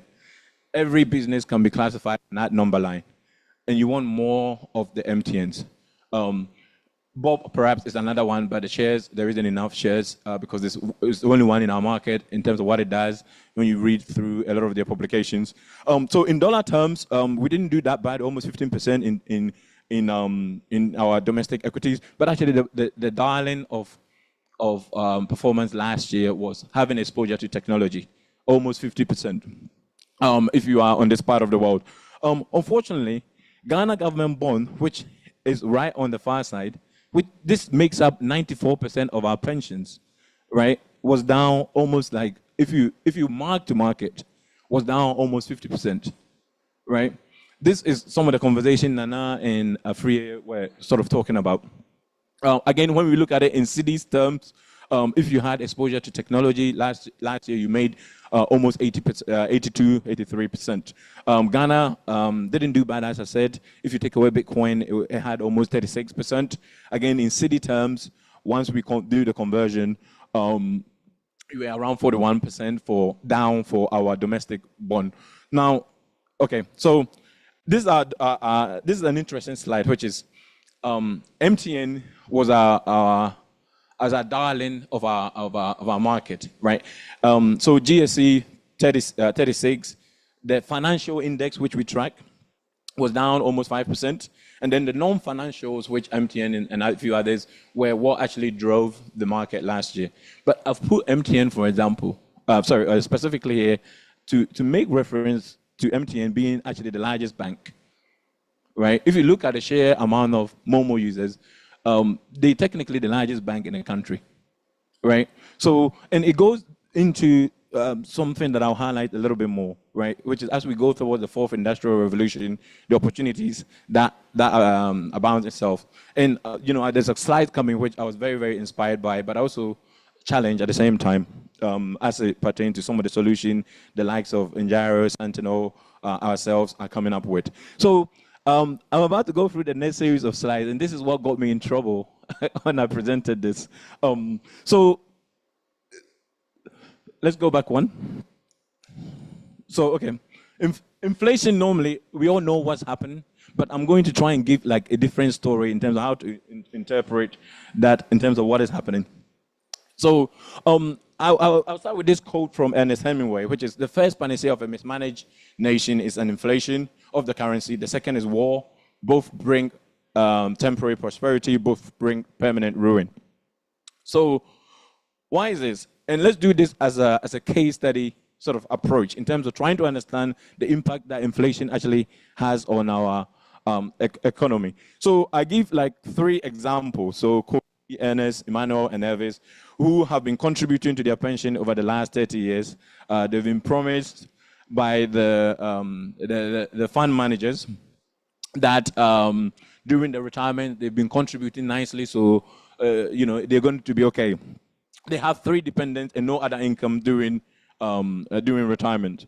So if you go through their journey, in their first 10 years, right, it looks like we've got almost 1,500% return. And I use the asset class that hasn't been touched so far, which is the treasuries, right? So as we know, all the challenges that we've been going through, treasury hasn't been touched.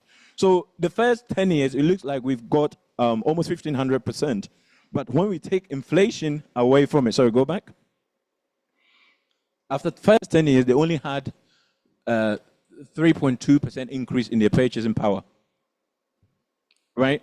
So it looks like the numbers are really big, and we might pat ourselves on the back and like, hey, we're doing a good job. But in real terms, after the first 10 years, we've only been able to increase their purchasing power in real terms by only 3.2%. Let's go forward. So after the first 20 years, we look like we've had actually 7,000% gain. But again, when we follow it up, the first 20 years, they've only been able to sort of increase their purchasing power by 48%. Hence, you can see where this is going, right? So after 30 years, on nominal terms, it looks like we've actually generated almost 44,000%, right? But in real terms, because of what's happened with DDEP, we've only been able to increase, after 30 years contribution, in terms of what they can buy, we've only been able to increase their wealth by only 65%, right? This is why we're here. So the end result of this is on the right. Pensioners are always urging government to improve retirement. And yet, we know enough that if you have such long time horizon, we should be able to allocate money in such a way that it addresses this problem, right? So if you go to the next page, and we know also 90 to 94% of portfolio asset returns are driven by your asset allocation, right? That means that the way we've been allocating money is actually designed to cause what is on the right. And it's very hard to comprehend that actually analysis. So Nana touched on this. The 89 is actually just the direct government exposure. But then when you look at the CIS, which is the 3.2, is all the CIS are majority in government anyway. So you end up with 94%. It's very hard to comprehend that what is on the left is leading to people on the right, right? In terms of not having enough. What does it mean? It means we need to diversify. And I'll touch on this quickly. So when you look at like pensions, I call it the holy trinity of pension allocation, which is there's a need for trustees and the country as a whole to put a bit of pension money to support the national budget. And then you can sort of create a portfolio that just ensures that people can retire with enough money. And then the final bit, which is future local champions, you can sort of allocate some money towards companies and startups which potentially are going to be regional and continental champions, right? The more you give to any one of these, the more the other suffers, right? So, for example, we know enough and we have the ability to now have access to every investment in the world. Anyone under the age of 45 years old, we can construct a pension portfolio that ensures that when they retire, there will be enough money. Right? But that will come at the expense of the national budget, because I would just sort of move a lot of the money outside, give a lot of money to the private equities, the REITs, and it would actually ensure that with the 15 years time horizon, with all the AI, cybersecurity, like we will have a really good chance of actually ensuring that people can have enough money. But it will ensure that also maybe our domestic sort of champions might not get, sorry, go back one. We might not be able to support our future sort of champions in a way that we want to. So if you go to the next one, I was actually very inspired by this in terms of the Njaro sort of taking position in ZPay. So the future banking or the fourth industrial revolution banking looks completely different. And companies like ZPay and MTN and others are going to be how the future generation actually engage with banking services. So, but actually also going through the process of the capital raising, I was also like, it felt quite painful because of the sheer amount of work that they needed to do to actually get to this point where they can allocate towards potential future sort of work. I know Sentinel did the REIT. Again, it was a very, very difficult process. And the decision makers are here. And you ask the question, why?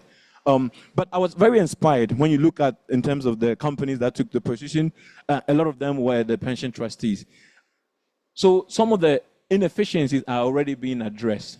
So if you have a lot more of these sort of asset allocation towards companies that could become regional champions, right? There is nothing stopping the pension actually going to Nigeria and taking a position in Paystack, right? These are potentially going to be future generation that control the entire banking sector on the continent. Again, Njaro, Sentinel have also sort of introduced new sort of product on the market. So we have to sort of think outside the box to try and address some of these things. So currency, quickly. Now, when I presented this, this slide is what got me in trouble, and it became the headline for BNFT about 6 weeks ago. Since we redenominated, the cedi has lost 92% of its value. This was as to the end of December. In fact, if I added the last 3 months to it, it's a little bit more, right?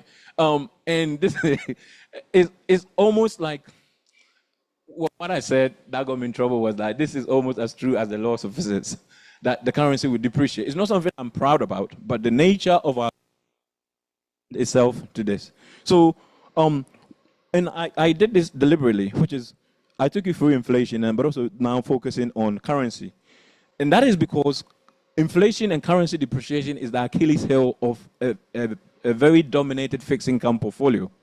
At any given point, you think you are getting, 20%, 30%, but all it takes is a year of high inflation, high currency depreciation, and you've wiped away all your yields, right? So hence, you need the ability to have investments that perhaps can pass on the cost, right, when things goes up. But the moment you lock yourself in a heavy sort of 94% fixed income, you are condemning people to high inflation, sort of wiping away all of their yield in the long run. So if you go back since 2000, there hasn't been a single year where the cedi has appreciated versus the dollar, right? And it's a very difficult thing to sort of talk about. What does this all mean? It means we need to diversify as much as we possibly can. And there's a way that you can easily predict this. So there are two ways. You can look at your money supply, so your broad M2. So, but also there's a very heuristic way that you can actually calculate this. All you have to do is take your 6-year average inflation and divide 70 by that number. That number tells you, the answer you get, it will tell you how many years it takes for your purchasing power to halve. In Ghana, it's about 3.5. Right, so that means every 3.5 years, how much you can buy with your cedi is halved, on average, and that's what it is. Very, very predictable. You can go as far back as the 1990s. But the other way is look at how much money is being printed every single year, right? So in the US and other developed countries, they print around maybe say 5%. Actually, it's a bit lower. It's around 3.5%. 4%, but because of COVID and the sheer amount of money they printed, it has actually elevated that. A bit middle income emerging countries like South Africa do around 9.1. Ghana has around 30, right? In the last 2 years, we've got as high as 40s, right? That is from what the amount of money that the central banks printed last year. We've got to a point where within a year they had printed 40% more money. These are all inflationary, and it's what destroys a lot of the purchasing power. So when you follow that trajectory, it takes about 99 years for the dollar to be worth zero. It takes about the South Africa, it goes about maybe say 94 years. In Ghana, when you follow that trajectory, if you don't do anything with your cities at all, in 23 years, your 100 cities worth zero. Right? So Nana has already given some forecasts, so I'll run through this very, very quickly. And there's some interesting stuff at the end. So about half of the world population is going through election this year. So potential sort of challenges for the year, for the world. China and US, you cannot avoid them at the moment. Very soon, China will be the world leading sort of country. And they're doing a lot of interesting stuff at the moment. So currently they're leading the world on electric vehicles, so many other areas. I mean, I'll rush through this. I won't spend too much time because Nana is already sort of giving a lot of his forecast on that. Now, there's a final bit at the end, which I will go through quickly, and then we'll conclude. Sorry, can you? So in Ghana-wise, I think some of these things will dominate this year. So geopolitics, M2, is a lot of people don't pay attention to M2, but I am obsessed about the sheer amount of money the central banks print in every year. So if you go back just 3 years ago, the central bank was printing around 14%, right? But in the last 2 years, we've got to as high as 40. So, so much so as we stand today, like I think it's around 37.2. Right, from the latest, that number really, like, I'm obsessed with it. So you can be sort of trying to mop up liquidity, but on the other side, you're still printing more money. So your net effect might not sort of get you the results that you want. People should pay more attention to that. A very good case study is Mauritius. Mauritius used to have a very high inflationary environment, but if you track them, since 2000, they decided that every single year they're going to they're going to print only around 3-4% new money. Inflation currently is almost like negative. Prices are going down, right? So there's like some of these things need to be sort of spoke about. Another thing that I paid attention to, so I went back into the 70s and I did a 5-year rolling average inflation. And what you see is that it's been trending downwards up until what we've sort of observed in the last 2-3 years. So these things are like important, and I think they will affect Ghana. Again, currency is going to depreciate in terms of your guess is as good as mine, but I think for us, when we looked at election years and other things, we think around 15 to 16% currency is depreciation is fair. But this presentation was done before this whole LGBT plus thing came up.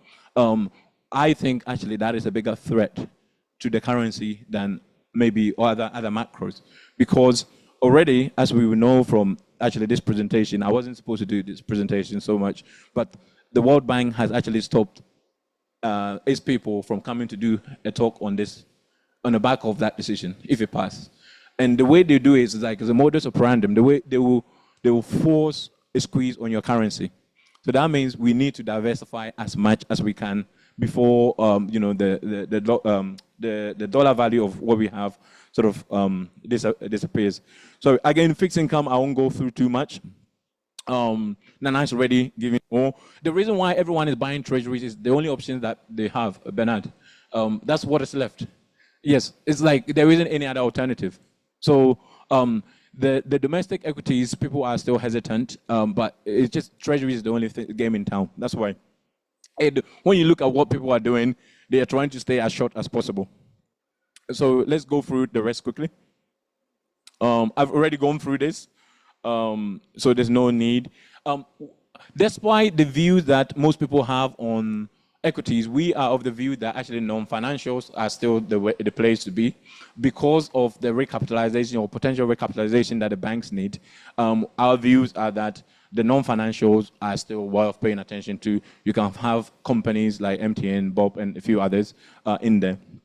So again, I won't override what Nana has already said. Can you move it quickly? Let's get to some other sort of more exciting part in terms of to close off the presentation with. And that is, sorry, keep going. Yes, okay, fine. Now, if there's one thing that I want everyone to take away from this presentation is these undeniable trends, right? So the world is currently going through a fourth industrial revolution. And the question is, what does that mean for all Ghanaians? So we've missed out on majority of the previous industrial revolution, right? So if we go through this, so technology is literally disrupting everything, right? So in Black Star, the way we do is we pay attention to energy, communication, and mobility. So first, industrial revolution, you had coal as the energy source, telegraph as the communication method, and locomotion as the mode of transportation. Second industrial revolution, we are sort of still relying on fossil fuel. The telephone, the radio, and the TV became our mode of sort of communication. And the Ford Model T became the mode of transport. The car that you and I drive today are several iterations of the Ford Model T that you see. There hasn't been any technological leap in that sense. Now, because of the climate change and other things, the fourth industrial revolution will be powered by renewables. So currently, around the world, in the US, for example, 90% of all new energy projects are solar, wind, and battery, right? It's currently cheaper than just even the operating cost of your fossil fuel plant, right? BYD and CATL, who are the largest manufacturers of batteries, this year has announced that the batteries that they need for cars will go down by 50%, right? As we're speaking, you can now buy an electric vehicle for $11,000. So the one that Bolt drivers and Uber drivers use, you can buy one for $11,000. Now, when I share this information with most people, what they say is, but have you not seen ECG? Have you not seen Doomsaw coming? Now, the fourth industrial revolution will be based on independent people generating their own energy, right? So right now, the sun doesn't send you electric energy bills every single month. And in Ghana, I did the numbers, 99.9% of the time, Ghana can actually rely on solar. We just need about 2 days of storage, right? And so the cost of doing that, actually the one component, which is the storage bit, is expected to halve by 50% this year. So there's various new business model that has emerged where someone will install a charging stool. The charging stool, in fact, already when you go to One Airport Square, EcoBank has a solar charging stool there. It doesn't rely on ECG. They just charge it, and then it's very, very cheap. And I have one gentleman who bought an electric car 2 weeks ago. He also has a Land Cruiser. He went to charge the EV at One Airport Square, and it gave him 400 miles, and it cost him 71 cities. Right? He called me and he said he's never driving his Land Cruiser again. Right? So the transition to these things will not be like, it's like economics. It will put more money in your pocket. So what does it mean? So if you go through the history right now, technology is literally taking over everything. Since 2008, if you look at the largest companies in the world right now, so Saudi Aramco has come back in there. This one was done before the end of the year. So NVIDIA is currently in here. But basically tech is controlling everything. So much so that everyone is saying that they're a tech company. So JP Morgan, Goldman Sachs, Eric Appiah from Black Star, we're also a technology company. And we laugh at that, but in the fourth industrial revolution, if clients need access to your platform or your solutions at 3 a.m., they need to be able to, right? If your business is only operating at 9 to 5, you're in big trouble in the fourth industrial revolution. So everything has to be digitalized. So at Black Star, we are paying attention to some of these things, and we already have funds that are invested in the leading sort of companies in these sectors. So our Enhanced Equity Bidder Fund holds the likes of Microsoft, Apple, NVIDIA, Teslas, and all those names. But these core technologies are what is allowing the fourth industrial revolution to happen. And there's an abundant supply of ideas in there. So I'll go through it. I think I have a few more minutes. So the year of AI, literally every problem is being recasted as an AI problem at the moment. Let's go through it. So at Black Star, we're paying attention to conferences and who's presenting. And it seems like the likes of Nvidia, Tencent, Amazon, basically the big tech companies are they like creating the foundational side. We see that like Black Star, we think some of the biggest benefits will be in healthcare. So since I relocated back from the UK, healthcare is one of my biggest problems. In fact, the quality of healthcare in Ghana is probably as close as non-existent if you don't have significant amount of money. AI is going to disrupt that significantly. So already the training model shows that it is at par with the best medical students when it comes to diagnosing the diseases and other things. So the foundation model has already been set. Let's go through it. Life expectancy. So currently, Ghana, if you're Ghana in Nigeria, your life expectancy is around 65. We think that with the advent of AI and improvement in healthcare, it will become common for every child being born today to have almost 20 years increase in life expectancy. So anyone under the age of 6, 10-ish, their life expectancy is significant. Because why? Why do I say that? We're going from a more sort of reactive to a proactive healthcare. So we're now at a point where you can know how your body deals with anything that you put in it. So there's an app called Zoe, which you pay something like $500. And what it does is you get, and the patch tracks how your body is reacting to anything that you put in it. So it will be able to tell you that, hey, if you eat jollof rice, your blood sugar goes up, but maybe fried rice is better for you, right? And it's able to tell you this information on your phone. So, and one of the work that is being done is that there are certain illnesses that actually you can predict, maybe say 20 years in advance. This healthcare thing will allow you to be able to know these things, that, hey, maybe I need to go for a little walk, right? So we are now at that level now. The cost of that is coming down significantly. So in the developed countries, it's going to be common to see people living to 115. It's basically human playing gods. So there's a very good program on Netflix called Human Nature. If you get a chance, watch it. And it's about CRISPR DNA, where they're able to go into your DNA and actually cut the one that is causing problems. So things like sickle cell, which is actually like a big problem in this part of the world, has been cured by this technology. Because they're able to go into your DNA, see which bit is causing the problem, cut it out, and correct it to what it should be. Right? So we are now at the point where humans are playing gods. And it's going to soon trigger down to this part of the world. So we are following these sectors in terms of healthcare. So education will be another area. So each one, all of your children will have their own AI that is dedicated to how they learn. So some people are visual, some people are a little bit more auditory. They will have their own individual AI that sort of guides them. And it's already there, Khan Academy. If you have a child here, they should be spending a lot of time on Khan Academy. It's very, very cheap. In fact, it's like $10 a month. And it's able to see where your child is, their age, and sort of guide them. So outside school, they should be spending all their time on Khan Academy. It will disrupt that. It will make education very affordable to everyone. AI will disrupt travel and tourism. So the last time I went to London, I was able to, this was last year, May, and I was able to tell the AI, and it's able to book my ticket, give me an itinerary of where I need to go while I was there.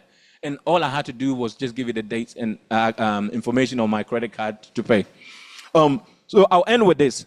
In the new era that we're in, while there are challenges here, you cannot afford to construct a portfolio that doesn't have AI at its core as we go into the fourth industrial revolution. So despite all the challenges, there are now, basically now, any investment that is available to anyone else in the world is available to Ghanaians.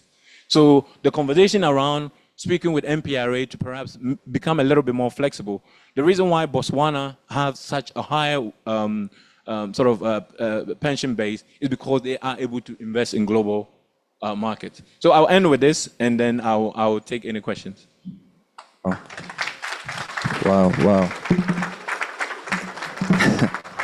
Charlie? Yeah, Charlie. This is serious, pal. Wow. You know, I've never listened to something that I didn't know where to start my questioning from. Because usually I'm like the main question guy, but the guy confed me. Hey. Wow. We all need to take a break. You know, we need to change the sound, set up the stage, and then think of our most important question, because these are very deep things. So I'm giving myself like 2 minutes. They will set up the stage for a panel. We'll change our sound. You can get something to drink. You can use the bathroom. And then in 2 minutes' time, 12 o'clock exactly, we'll come back. And then we'll jump into the questions. And I'll introduce my panelists. So put your hands together for Jay Boateng one more time. Thank you.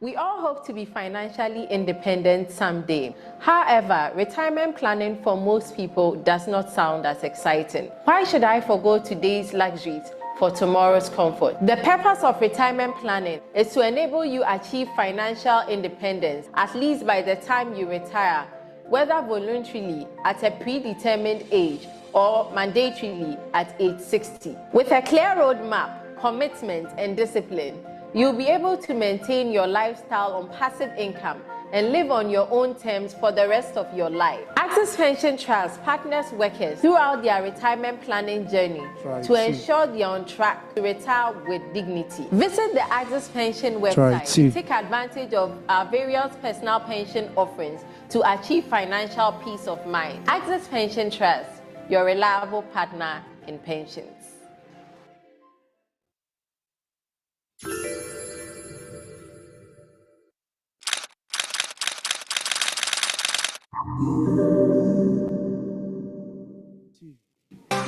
Try two.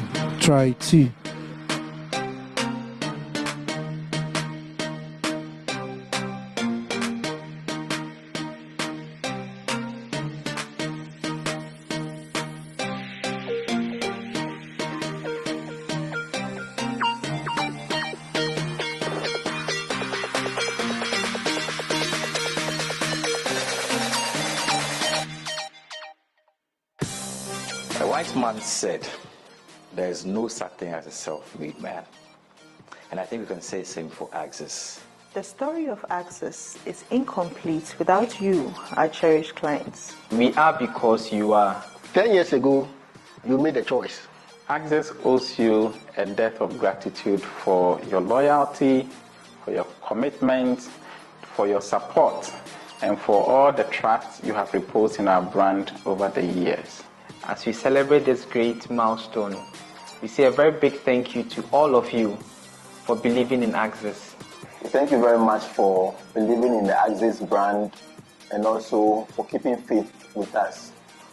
I'd like to thank all our clients And to our institutional and individual clients and customers, we would like to say, we value your trust and confidence in us. We really appreciate you.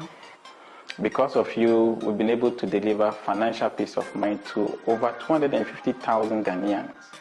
I believe the next decade holds greater promise for you. As we have entered into a new phase of our life, it is our prayer that you, our cherished client and Axis, we shall grow and flourish together. There are better days ahead, and we will want you to be part of the Axis story. When we have chalked greater success, your name shall be inscribed in the very books of this dear company. We assure you that in the next 10 years, we would continue to provide the top-notch services that you have been used to, and even improve upon that. As a pioneer in the pension industry, we shall continue to innovate and give you the best of service you deserve. We'll continue to serve you better. Thank you for sticking with us all this time when nobody believed in us. We wouldn't have come this far without your support, feedback, and encouragement. We recognize the trust you have reposed in us, and we endeavor not to let you down. Thank you for listening to us when nobody believed in our message. Thank you very much for supporting the dream. Thank you very much for being with Axis Pension. We thank you for choosing us. So on behalf of our shareholders, our staff, our directors, and our trustees, we say thank you for doing business with Axis. As the chairman of Axis, I would like to express our gratitude to all our dear customers, very precious customers, and faithful and loyal customers who have stood with this business and stuck with us all these years. thank you. Thank you. Thank you. Thank you. Thank you. Thank you. Thank you. Thank you. Thank you. Thank you. Thank you. Thank you. Thank you. Thank you. Thank you. Thank you once again. And thank you for doing business with Axis. Merci beaucoup. Thank you so much for keeping us in business. Thank you. Thank you.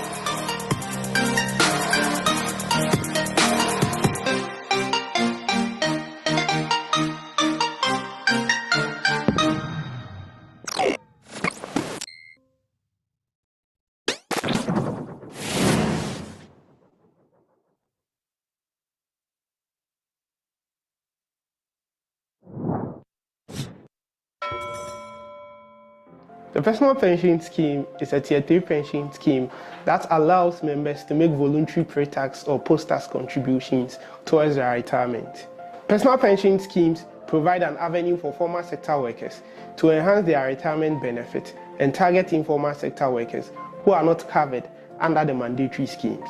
The Axis Pension Plan, which is the personal pension scheme of choice for Ghanaian workers, consists of a retirement and savings account that helps workers to save towards retirement and build up savings for medium-term financial goals.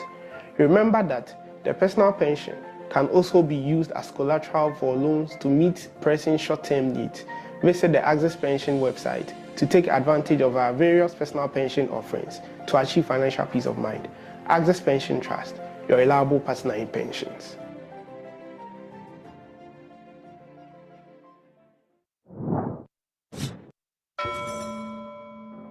The informal sector forms the majority of the Ghanaian working force. Unfortunately, very few are covered by pensions in Ghana. Most people in the informal sector need to work daily to survive. What happens when you are no longer fit to work? Many hope to depend on their children and other family members as they did for the previous generation. However, with the rising unemployment and the gradual shift from the external family system, this strategy may be unsustainable. The good news is informal sector workers can also have a more guaranteed source of retirement income in their old age by taking advantage of the various personal pension schemes provided under the 3-tier pension system. Axis Pension Trust partners self-employed employed individuals and informal sector workers to also retire with dignity. Visit our website to learn more. Access Pension Trust, your reliable partner in pensions.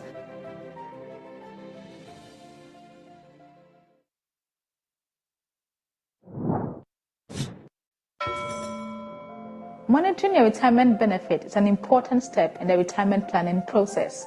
Check your pensions fund statement regularly to ensure your contributions are up to date and accurate. On your SNET statement, you can check the average of your 3 best years' salary and your pensionable month. This will help you to determine the benefits you receive when you retire. Look out for investment gains and losses and your current pension balance of your Tier 2 and Tier 3 pension funds. Having an idea of where you are on your retirement planning journey will enable you to determine whether you are on course or you will need to make some adjustments to meet your retirement goals. Service channels such as the Access mobile app, Afakoma, *1860# short code, and the Access Client Portal enable you to conveniently monitor your retirement progress. Use any of our service channels to enjoy supreme retirement planning support today. Access Pension Trust, your reliable partner in pensions.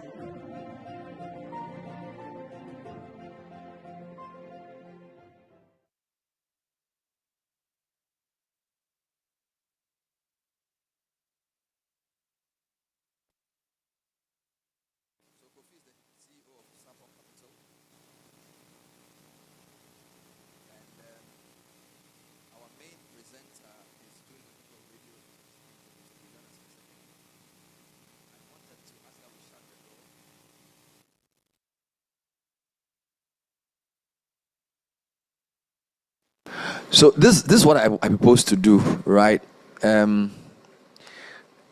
We've had 3 very great presentations. Afriyie gave the bullet points. We know what has to happen from that side.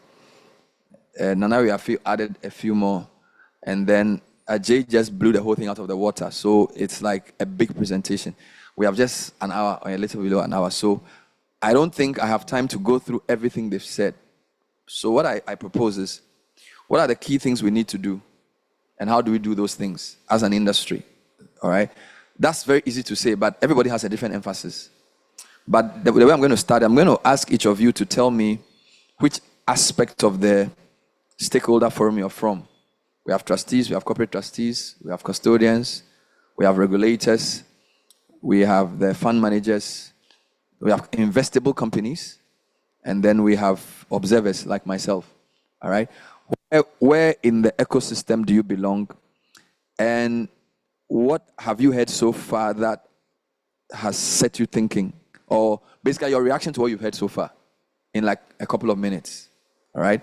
Then I will try and come to a meeting of minds on what the key definite things, because obviously we need to know, for example, how to approach government on things like investing outside or investing in private sector, non-regulated, all those things. We need to come to a meeting of minds. So we need to glean from you what the key next steps are, and then how do we go about it. That's that's what I hope will give you value, unless there's something else I should ask, because there's a lot of things happening. So I'm Bernard, I'm a journalist, and I'm coming to this from somebody who wants to learn as much so that I can enrich my audience and ask sensible questions. So I'm going to start with Mr. Sapong.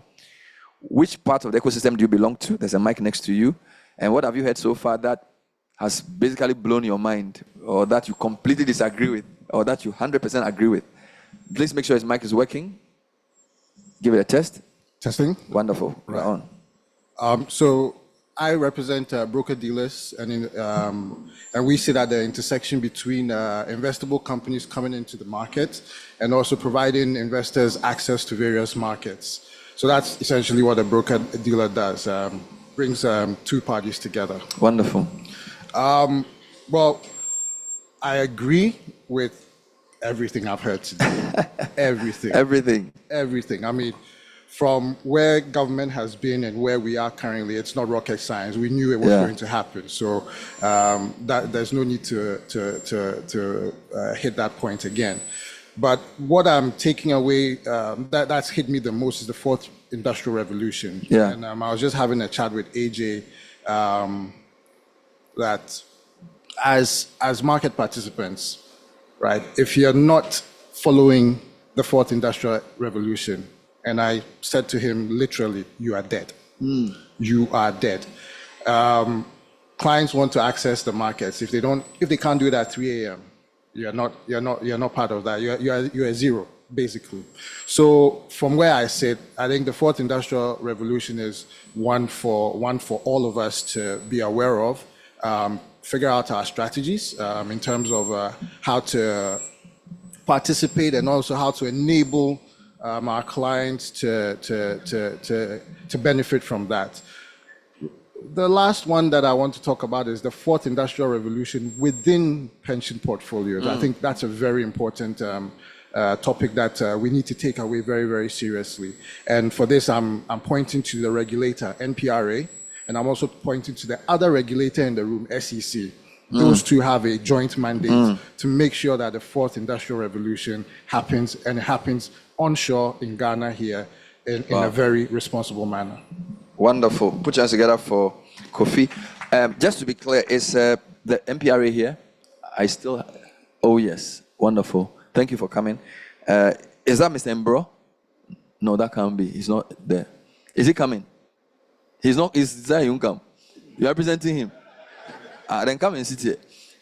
You are from MPRA. Just come and sit here. SEC here? SEC? No. Anybody? Okay. GSE? Stock Exchange? No. BOG? Just to be clear, which regulator is in the room, so we know how to fire the shots. So you are the only person here from anything close to regulator. Give him some water. You need it. All right. Hamdia, you go next. Just tell us a bit about yourself and what you are taking out of what we've heard so far. Thank you, and a good afternoon to everyone. My name is Hamdia, and I work for Savannah Impact. I represent the alternative asset industry. I think, in fact, this is my first time attending this conference live, and I just love the economic outlook, the presentation, the kicker. It just speaks to me, right? And I always tell myself that, look, we need to build the Ghana that we all dream of. Yeah. And in doing so, we must be intentional. Yeah. And so when I heard them, I was like, and he said that they didn't speak to themselves, but they actually, the end outcome looked the same. Yeah. It's because we all live here. And we all want the best for this country. So how do we get it done? And so for me, it's more of how do we ensure that we are able to really think through the asset allocation again, and how do we intentionally build companies for the future. If we don't do it, simple diagnostic is a problem in this country. Education is a problem. These are live things. We are not reinventing it. We see it all the time. So yes, the asset allocation was given to us. The regulator actually made sure this asset allocation is what we are working with. But at the same time, we should be able to be more intentional right at construction, our portfolio construction, and begin to think through where we want to move as a people, as a country, even if not for ourselves, but for our children. Because Boateng just said, we are looking at the fourth industrial revolution. And I tell my children, look, when you go to school, you better learn, because in the future, you're going to compete with a Japanese child looking for the same job. So don't come and sit there and tell me math is hard. All right. So that's the take home for me. To you. Thank you very much. The challenge I have is that we have two Boames on the panel. So we have the one from Stanley, Kwabena Boama, not to be confused with Nana Yafi Boama. So Kwabena, differentiate yourself from the guy in the middle. Tell us what you do and how you come to this and what hits you with the presentation. I guess my hair is longer than his. Right. I mean, it's a great conference, and every year Access seems to shift the dial and ensure that we're making progress in our pensions conversation. I think what's exciting for me in this area is the fact that today's conversation about investment is not rocket science. I think AJ did well in bringing it home. Look at yourself. Look at hope, fear, uncertainty, and then certainty. Where do you sit and what have we been doing? What we've been doing over the years in focusing allocations into fixed income is just telling us that we're still uncertain and we are still fearful. And my role in bringing pension schemes to implement these conversations, I think makes it much easier today. And I believe that when I talk to pension trustees, that we need to make allocations into other investment options away from the fixed income that we know, then they will understand that we're shifting away from being fearful and then also from being uncertain. This is instructive. And I guess for the pension fund industry, fund management industry, AI, in terms of optimizing asset allocation, it's going to be instrumental. Last year in Cape Town, I was actually blown away when I got to realize that private equity fund managers actually are using AI to support research. And so it's just a matter of time. We need to be involved and catch up with the times so that we make the work much easier and then also optimize the benefit for our pension schemes. Wonderful, thank you. Put your hands together for him. Mirabel, I'll come to you because Nana Wiafi already spoke. Tell us more about yourself and what hit you so far.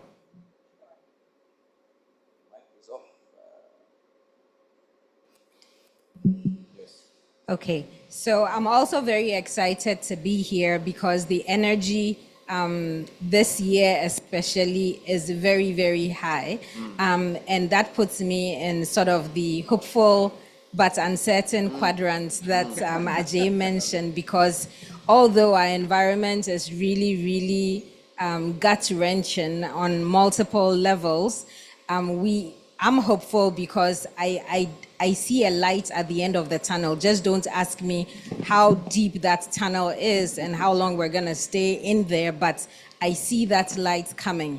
And so in terms of the hats that I wear, I work with Njaro Investments. We create solutions for our partners. So what does a solution look like? It could be a private equity vehicle. It could be private debt. We've done special projects on impact investing. So we sit with you to think about your aspirations, your needs, and then work with you to create a solution to address what your needs and importantly, what your fears also are. What really struck me also during the presentations is that real returns have to be made.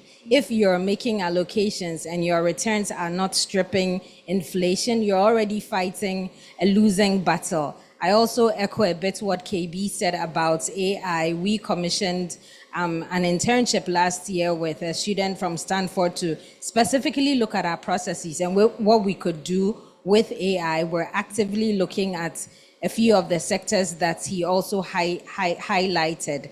And this for me is very critical when we come to the table to talk with you to come up with the solutions that address your needs and your fears. Wonderful. Put your hands together for Mirabel.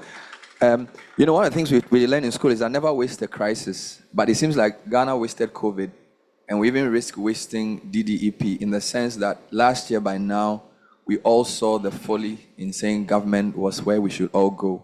But it's been a year, and the numbers haven't really changed much. Nana Wiafi, I mean, why do you think that's the case?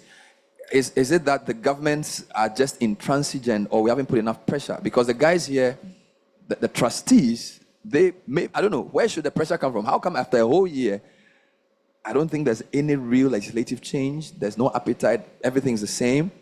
After such a major dent, what's the problem with us? So I mean, changes, obviously, I mean, very, very, difficult. And that is why it's important we identify some of those biases and then overcome, them. It's a demand and supply thing, right? The government, can demand for the money, but then if we don't, supply, they can't do anything. And really, my view, my position is, I'm not saying government securities is a no-go, right? You need that, in any, portfolio, but then over concentration of portfolio into government security is, the key, problem.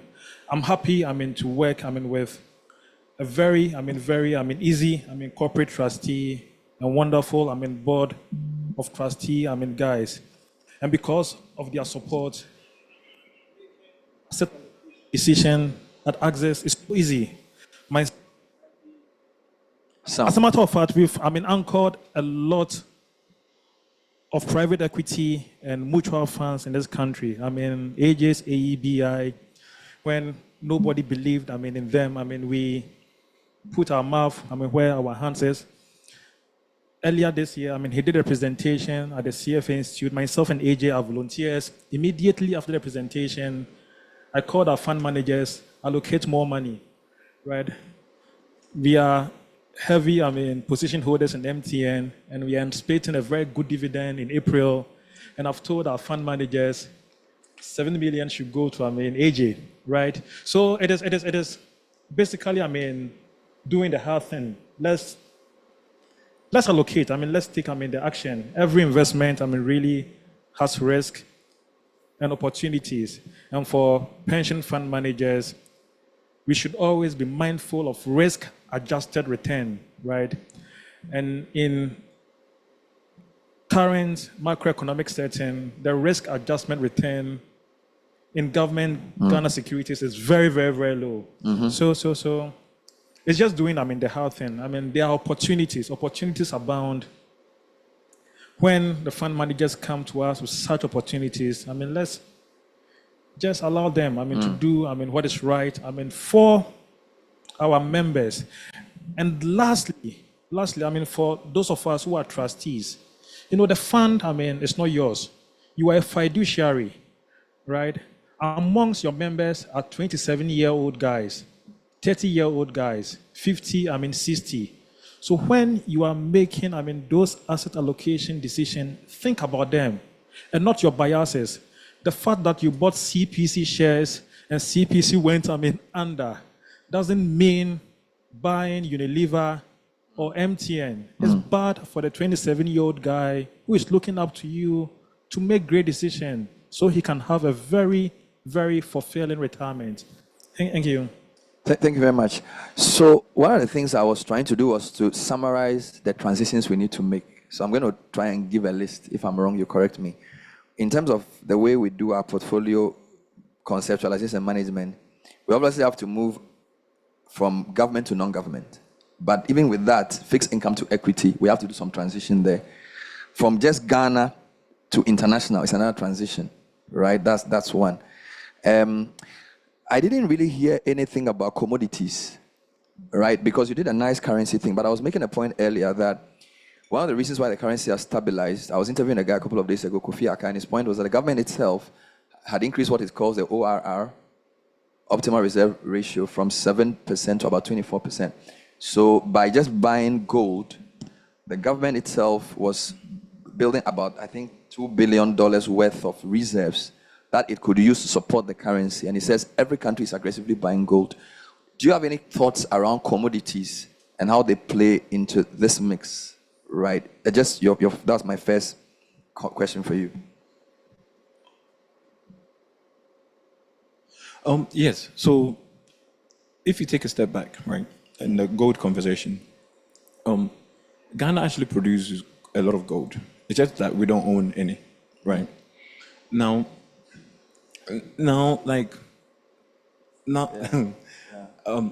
by the way, let me retrace. And I read Professor Frimpong Boame's letter like a few months back. Frimpong Boateng. Yeah, yes. And he pointed out something really, really important, and I don't think we have comprehended that enough, right? Which is the gold doesn't belong to us. It belongs to the people who have the technology to mine it. Yes. Right? If you say on a lot of gold, but you're only getting 5% royalties, does it really belong to you? Mm-hmm. Okay, but then to answer your question, yes, commodities generally have a role as a diversification sort of in your portfolio. Yeah. Now, I agree 100% with Nana Uyafi on the gold ETF. You have to have some of that exposure because indirectly you're dollarizing it.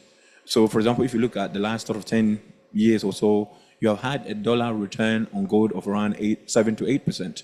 That's a very, very decent return. It's not that correlated with other asset classes. Indirectly, you're sort of getting some return on the dollar. So it has a role. But commodity as a whole, generally, you can sort of take it outside of Ghana, because now you're not restricted to just gold. Yeah. So the fourth industrial revolution has its own commodities that are also paying attention to, that are worth paying attention to. Those, the likes of cobalt, nickel, lithium. In the presentation that I gave, the lithium that has been discovered, I used to have a view that I say that, okay, if Nkrumah was alive today and he came to us and said, hey, lithium has been discovered in the central region, we need to go and mine it ourselves. We are going to build batteries to support our solar industries. We're going to build batteries to support engineers who want to go into building motorbikes. The first question the trustee will ask is, how much will the yield? Right? And the yield conversation is because our mind is so fixated on the fixed income component that we don't think about the wider sort of benefit that could come from owning that commodity, right? So now to conclude on that particular point is because like if you were sort of to dig it ourselves, build all these things, you might get up maybe say 10 times more than you would from just looking at maybe say 10, 20% yield, right? So commodities certainly have a role in the portfolio construction for sure. Yeah. Gold is the easy option. I think we should. Wonderful. If your pension, you should have at least 5%. Just another general question on equities. Yeah. I like what you did with the equities thing, where Ghana 14%, fourth in the best in the world compared to government, whatever. If you took MTN out of that, what would the picture look like? Because I like to think MTN has presented a skewed view of the equities market. Yeah. Because, and look, governments are crazy. They can do anything they want. They just launched Telecel. Look at the problems MTN has in Nigeria. Yes, they've been here for 20 years. MTN have shown resilience. Yeah. But my point is the return from equity not tenuous on the fact that it's based just on one big player? That if you took MTN out, would equity still make sense? There are some names, so the likes of Bob. So unfortunately, our equity market is dominated by banks, right? Majority of them. Now, that in of itself is not a bad thing, but actually when you start thinking about the fourth industrial revolution, so hence why I was very excited when I saw that Njaro had got into ZPay. ZPay. Yeah, so technology. Like, Ghanaians don't own some of these things. Yeah. Right? But they're going to be where the future generation banks. Yeah. Right? So the simple answer is if you take MTN out, in fact, your performance is negligible. In fact, you're almost near negative territory because of how profound, how negative return the financial sector sort of contributed last year. Yeah. So it forces us to start thinking. One of my presentation, I said that it's a three-way conversation, which is if we just focus on optimizing pensions return, we can actually do it. But it just means that money will not go towards the government. Yeah. Right? And then if we focus on just supporting the domestic champions, so the likes of Sentinel, ourselves, we can actually bring up domestic sort of champions or regional champions. Yeah. So it's like a three-way conversation. But what we've done is just tilted all the money on one side at the expense of these other ones. So the simple answer is if you take MTN out, no, that our equity market doesn't make sense. And simply because our market is too small. Right? There's no price discovery. So the likes of the work that Njaro. Yeah, and Oasis, and these are needed. But sometimes I also think they have to look at it from a fourth industrial revolution point of view. Right? You need companies that have economies of scale. They have maybe some proprietary tech. So if something works here, they should be able to copy and paste it in Ivory Coast. Yeah. If the solution is too sort of centered towards just what is in here, then the value might no not problem. be so I was at the FinTech Awards 2 days ago. Yeah. The room was full of black tie when people congratulating themselves that they were doing very well. Question to people like you, Hamdia, and Kwabena: do you see investable vehicles within the fintech space in Ghana beyond ZPay? Because the awards were big. They ate a lot of food. They were very happy that. I don't know how many of you were there. Kwame Opon was there. Like, it was a room full of black tie wearing guys, and they were like, "We've done so well." But I think one of the tell if an industry is doing well is whether money is coming in. All right. And I don't know whether in the companies that are up for investment in Ghana or even in West Africa, are fintechs making a strong showing? Because I guess fintechs are part of the fourth industrial revolution. All right. So apart from ZPay, which is owned by the Ghanaian guy, and then we know what they're doing, do you see any other? I mean, Hubtel is there, Express Pay, you know, any promising things in the fintech space? So a word of caution. So we've had, unfortunately, in the graveyard of fintechs, a lot of big, bad mistakes. So there are lots of scandals going on now, lots of money that has been raised, and we're talking about more than 50 million for some tickets. The money has slashed and it's burned.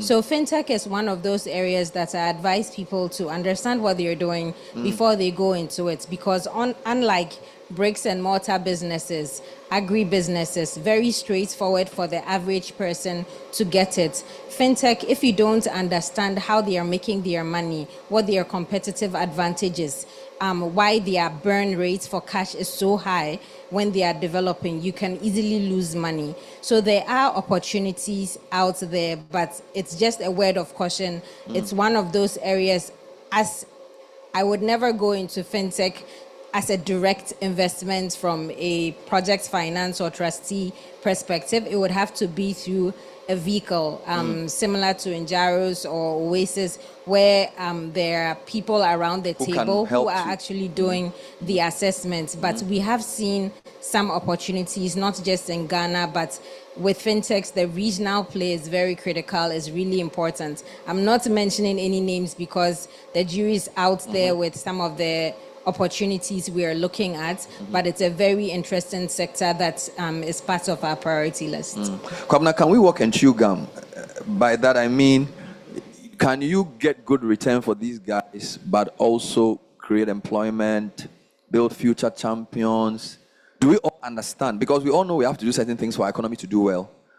But if we are just fixated on returns, we'll keep doing what the government is doing. We are like in an abusive relationship. But because they are giving us chop money, we stay in it. All right. So we are trying to get a better portfolio, better diversification, where we can build viable companies, invest in good things. So, and who's supposed to take the lead in giving that? Or do these guys give you pressure that is our pension funds? So we just want our return after 6 years. So we don't want anything. Do you get me? Talk to us. Yeah. I think Nana, in his presentation, talked about the 1,000 scenario, where they spend about 30 minutes discussing 1,000 loss versus the overall return. So I have a situation where on a quarterly basis, I have to justify my inclusion and also make a statement that I'm a good fund manager. What they can realistically touch and feel is returns on fixed income.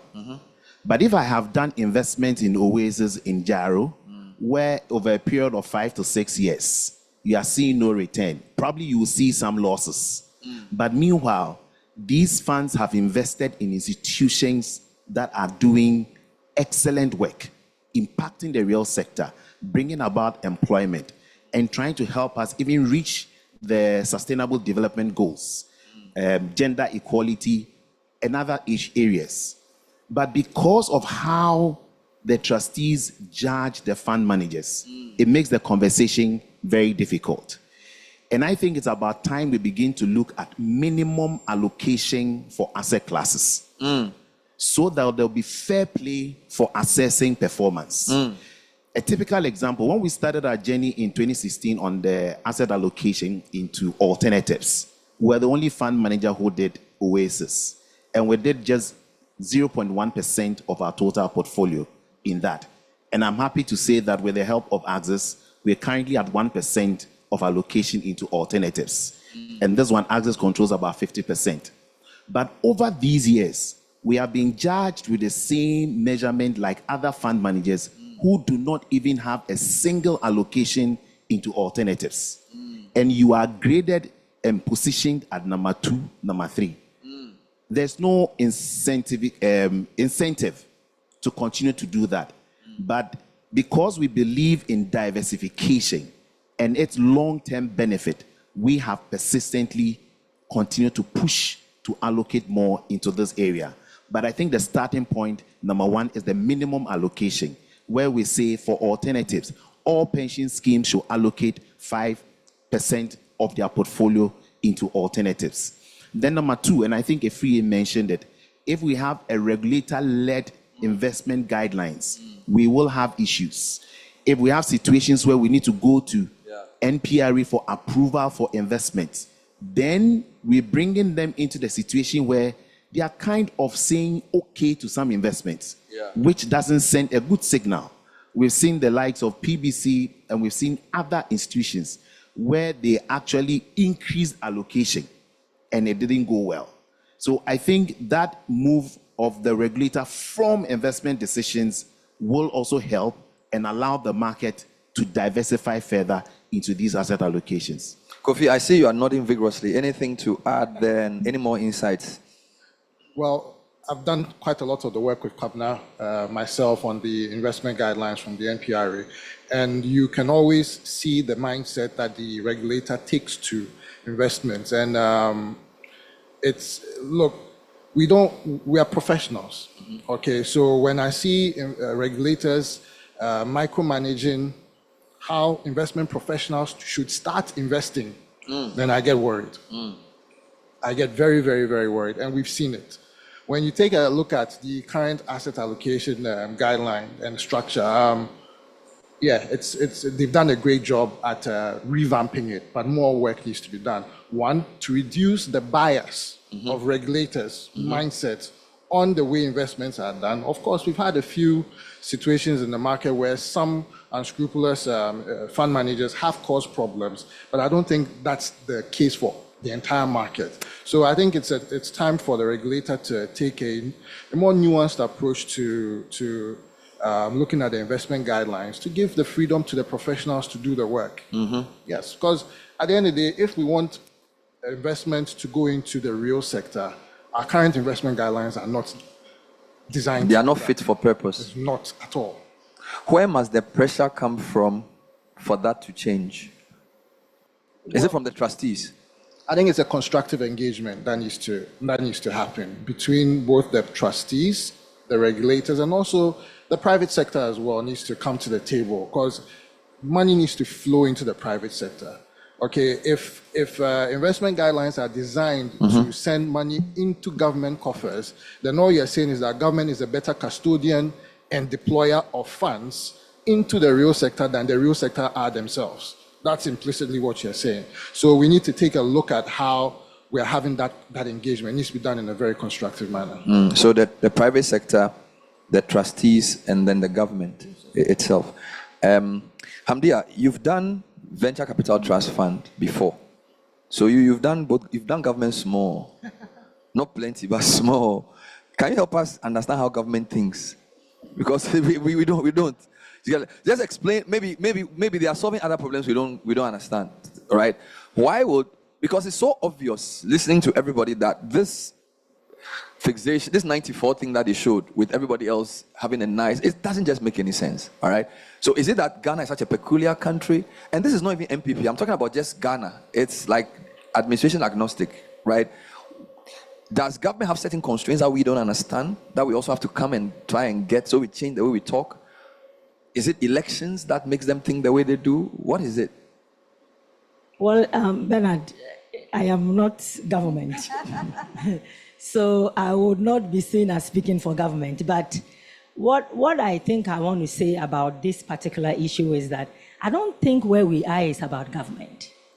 It's about trying to make decisions. The trustees have the right to make certain decisions. The fund managers have the right to present certain things to the trustees. Yes, the asset allocation says 70% government, but asset allocation also gives you 15% in alternatives. Now, how much has gone into alternatives? So even with the 15, they are not utilizing it. Kwabena just said it. He's the foremost fund manager I have worked with doing alternatives in this country. What are the others doing? He has done less than 1%. He just said it. Master. You asked a very good question. I wanted to listen. Yeah. You asked Boateng, when you take MTN from the equities, what happens? What happens? That was a good question. We need to build companies like MTN. Yeah. How long did it take MTN to get there? 2 decades. From Spacephone Yeah. to Ariba 1999. to Scancom. 20 years. Somebody was funding it to get to where it is today. Yeah. So we need to be proactive about that. We need more MTNs. Yeah. And we need to do that. So when we sit in our offices and we are making these decisions, we have to be more intentional and forward-looking about it. You asked about fintech. It is the future of Africa. In fact, I read a report that says fintech is actually leading in Africa than any part of the world. I mean, we have most unbanked population Yes. in the Momo world. is growing here Yes, like so crazy. there is fintech. I know we have a lot of fintech, but you see, for the work that we do, we don't mention names because we Yes. don't want people to run there and say, Yes. oh, somebody mentioned this company, so they are good. Because there are nuances in looking at companies and also in the way, as a fund manager, you vision getting into the company and how you get out of that company. And so it's a nuance that you have to have. So that's why we hesitate mentioning names. All right. But there are good companies in this country who are struggling, but they need money to move to the next step. Martin mentioned Paystack. Paystack was valued at $1 billion. They also started around the same time in the late 2000s in Nigeria. So we can do it, but we need to, sometimes I try to stay away from, oh, it is government who is saying we shouldn't do it. You have 15% asset allocation. I want to come here and hear that, oh, we've done 10. You've done 1. And this you is want to this is blame the government. foremost. Okay, let's do a roll call. You are Stanley, right? IC Securities, are you here? Is Data Bank here? Please don't deny your company. Is anybody, no, I'm not going to ask you to. Is Data Bank in the room? Or a relative of Data Bank? You are here. Fanny, you are here. Who else is here? Is EDC here? EDC, you are hiding there. So Data Bank is here. Is IC Securities here? I think these are the foremost guys, right? Am I mentioning the right names? Where is IC? Blackstar is here. Okay, you've spoken. This is off the record. The media is out. So I just want to hear, Pani, finally, my investment knowledge. I was in an investment club with Niam Pasoa after Legon. We used to meet at LIC. So most of my knowledge about these things started with him. What happened to our investment club money, by the way? I just wanted your general thoughts around even the 15%, why we are not able to reach it. Because here I am sharpening my mouth to go and tell government that give the people more space. I mean, the 15% that we haven't done it. So, what am I going to say? All right? Edna, any comments? Off the record, it should not be reported in the media. We just want to understand the constraints you face. Is it that the trustees are inflexible? Is it that the people in the middle are difficult? You get it? Just so send her a mic. I'm just trying to get information. I'm not going to use it anywhere. So I just want Pani and Pasoa Data Bank, Edna EDC. So give them a mic. Give Edna a mic. Yeah. If is IC Securities in the room, just send a mic to her. Is IC Securities in the room? No, I see. They didn't come. Okay, but at least we have some of the biggest. Off the record, Chatham House rules. Media, don't report this. Edna, you're on the floor. Thank you very much. It's interesting because I had started noting down some points to make contributions on. So I think perhaps one of the things or reasons why fund managers are not too adventurous, aside the things that have been mentioned, there's also perhaps a lack of capacity in understanding what exactly it is that would be investing in. So it's one of the things that we as fund managers need to begin to do, to build capacity in alternatives so that you can stick your neck out and justify an investment case to do that. I also think that it may be remote, but I think that the concept of constituent funds was a very fantastic idea where you could channel perhaps the first constituent A, into more risky investments so that you don't have a trustee saying that I have somebody going on retirement in the next 5 years and I'm going to jeopardize the person's investments by taking a risky position. So if we're able to categorize the contributors into these constituents, we should be able to channel investments to the right places. A 27-year-old has more capacity for risk than a 50-year-old, so you can have these investments go to the right places and do what we want to do. I'll keep the rest in my pocket for further contributions. Kwabena, do you agree with her? Wonderful. So, Pani, send the mic to the side. So capacity, and I like your humility in admitting this, because not everybody admits that they need a capacity. You need to train more people. You have the capacity, don't you? Because the kind of thing you did here is crazy, Charlie. It's wild. Niam Pasoa, off record, any more ideas? Mic off. Okay, thanks for the opportunity. So I think Edna tackled it on the alternatives. I'll look at maybe another asset class like equity, because I think that has been around for quite a while. The GSE has been there. We now have, I think, a little over 30 companies. Our universe has maximum maybe 15 based on size, float, that are really, truly investable, that are worth considering. On top of that, you would say is the likes of MTN. If you look at data relating to the trading of these securities, you'd realize that local constituents that trade in these securities are just a small fraction. The bulk of trading has been mainly foreigners, and that presumes that a chunk of the local equities are actually being held by foreigners. If we are to try and change the statistic on the 1% to get closer to maybe 5 or 10 or the 20 that is fully allocated, the shares are limited in supply. The foreigners will need to do their trade.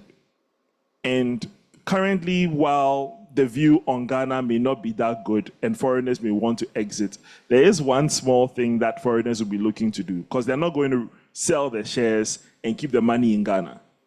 They will sell their shares and repatriate it. They will need USD liquidity. And we all know where the currency is as it relates to that. So that, you would say, at least from an equity perspective, the way I see it, that would be a limiting factor.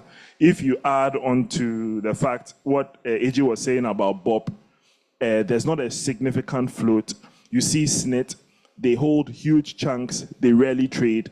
There are a lot of, for their choice, government institutions like maybe a GCB, even though it's listed, government holds a huge chunk of it.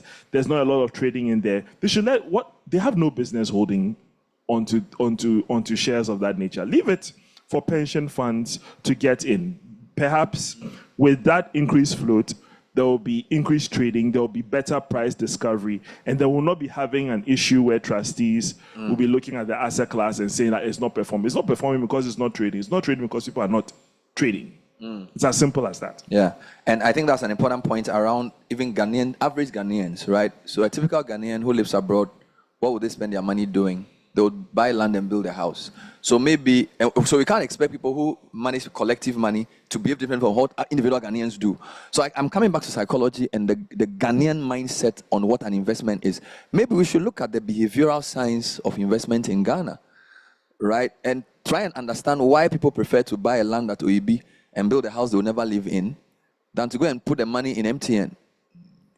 Look at our history. Look at some of the things that have happened and the kind of damage something like DDEP would do to that for the next generation. That if somebody is 10 years old today and his father has lost all his money because of DDEP, forever he's going to buy more land. So maybe instead of just talking about government, we need to think about the psychology of a Ghanaian investor and things like investment education. Because you can't expect me to invest for collectively people in a way that the normal individual doesn't invest. It doesn't really make sense. So I like your psychology thing, and I feel like we need a bit more research in that area. But I just thought, Jerry, there's a nice story with the, whatever, I think you're also there as well, the whole ZPay thing. And I feel we don't want to make the conference all about negative stuff, right? I interviewed you when you came with Andrew Tetia-Pia. I mean, it was a great story, you know. I interviewed Andrew in 2015, or was it 2013, where he said, Charlie, I'm going to build the biggest fintech in Ghana. I didn't even understand half of the things he was saying. I think I was working at NIB. Charlie, 10 years later, the guy calls and says, look, I'm back in Ghana. I'm telling you, I'm in 31 countries, and I'm going to, I was hey, this guy. You know, and then Jerry comes on air. He says, oh, we've put it to, is it 2 million in the thing? Wow. How did we create ZPay?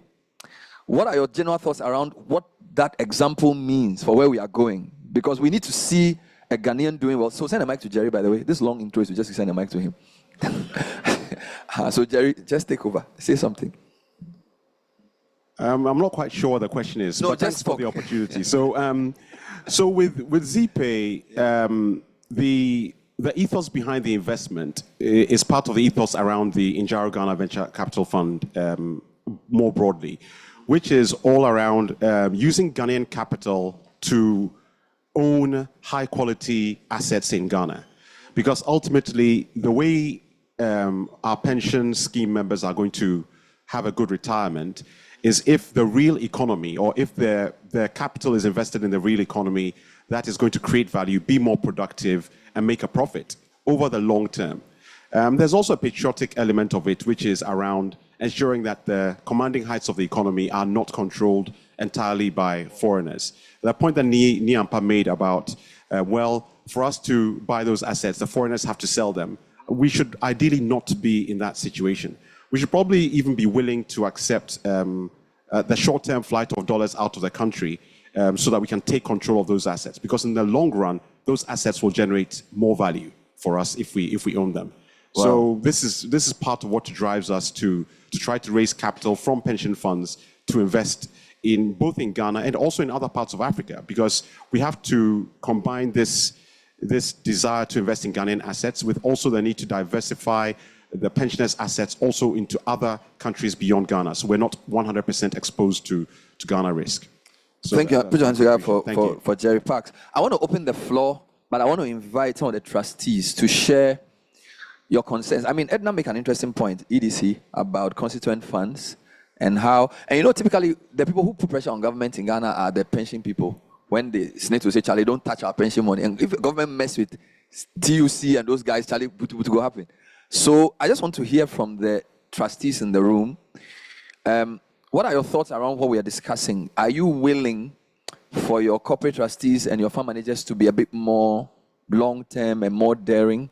Does the idea of compartmentalizing the funds into 25 to 30, 30 to 40, does that sit with you guys? Are you going to do any work on this? Because when I asked who was in the room, I think 80% of the people in the room are trustees. Can I see the hands again? Oh, then they've reduced now, Charlie. So it's wild. So any trustee wants to help us. We want to hear your thinking and what your members think, what you've learned so far, what we can do to change. Thank you. My concern is we've been mismanaging our currency in a form of instability. In 2022, I can say that the dollar was around 6 cedis. And as we are talking now, the dollar is over 13 cedis, which the managers can tell me that they have actually mismanaged the currency in terms of instability. And in that sense, the value of the currency. So what I will urge you to do is probably you invest some of our funds in the currencies that are stable. So that, for instance, by 100 cedis, that was in 2022. Now, even if your returns or whatever has made it up to 200 cedis, it can still not fetch me what the 100 would have fetched me. So allow some portion of the money. Significant portion of the money to be sort of hedged against stable currencies like the dollar. So when one is going on retirement, you pay him in cedis, but at that rate, so that we don't suffer for your mismanagement or whatever. Yes, I have to tell you, because a point blank from 2022 to 2024, less than 2 years and over 100%. You can't tell me you're a prudent manager. Yeah. That is it. Nana, is there any law that bars us from doing this? So the regulator should take it along. Yes, I want to hear what the law says. So I Thank agree you. with Hamdia. See, I mean, our investment guideline is not perfect, but within the constraint of that guideline, we can maneuver our way around and then hedge against some of what he said. Yeah. Again, at Access, 2021, 2022, I mean, we knew things were going to get tough. We could do up to 70% of our investment in Government of Ghana securities. Thankfully, the guideline didn't say euro bond or local currency bond. So we started selling aggressively Q1 2022 for the local currency bond, and we deployed all in Eurobond. Wow. So currently for our schemes, we have about 40% of our total asset in Eurobonds. Wow. Yes, there's default. Yes, the local guys, got, a sweetheart deal. But then our bet then was, minister cannot bully these offshore guys. You can't bully, BlackRock. You can't bully Franklin Templeton in accepting, any deal. So yes, negotiation is going, but we are confident the outcome will be better. And besides, we haven't accrued interest. We've actually, taken a haircut of 30% or 40% in anticipation of what would eventually, happens. This year, from currency depreciation alone, we are up 7% on our Eurobond holding. So yes, we cannot, directly invest, more than 5%, outside. We cannot also invest in currencies. But within the constraint of the guideline, we can diversify. We prefer private equity funds in Ghana that raises money in USD and invest across the market, right, across the sub-region, because we get some currency hedge. Oasis is an example. We did our investment 4 years ago. Private equity goes through, this J-curve, whatever. So the first, 3 or 4 years, they are investing, deploying capital, so returns are virtually, negative. But we did an analysis, of where our returns are. Even though on the investment Oasis, had done as of last year, return, was fairly flat. But because our capital was deployed in USD, we're up by a significant, mile. So within the constraint, of our investment guideline, we can do, some legitimate magic to protect, our, members. Mirabel, your comment. Yes, I will take more comments from the floor, please. I wanted to just give an alternate narrative. So I was part of a private debt transaction, a company, logistics engineering company based here in Ghana.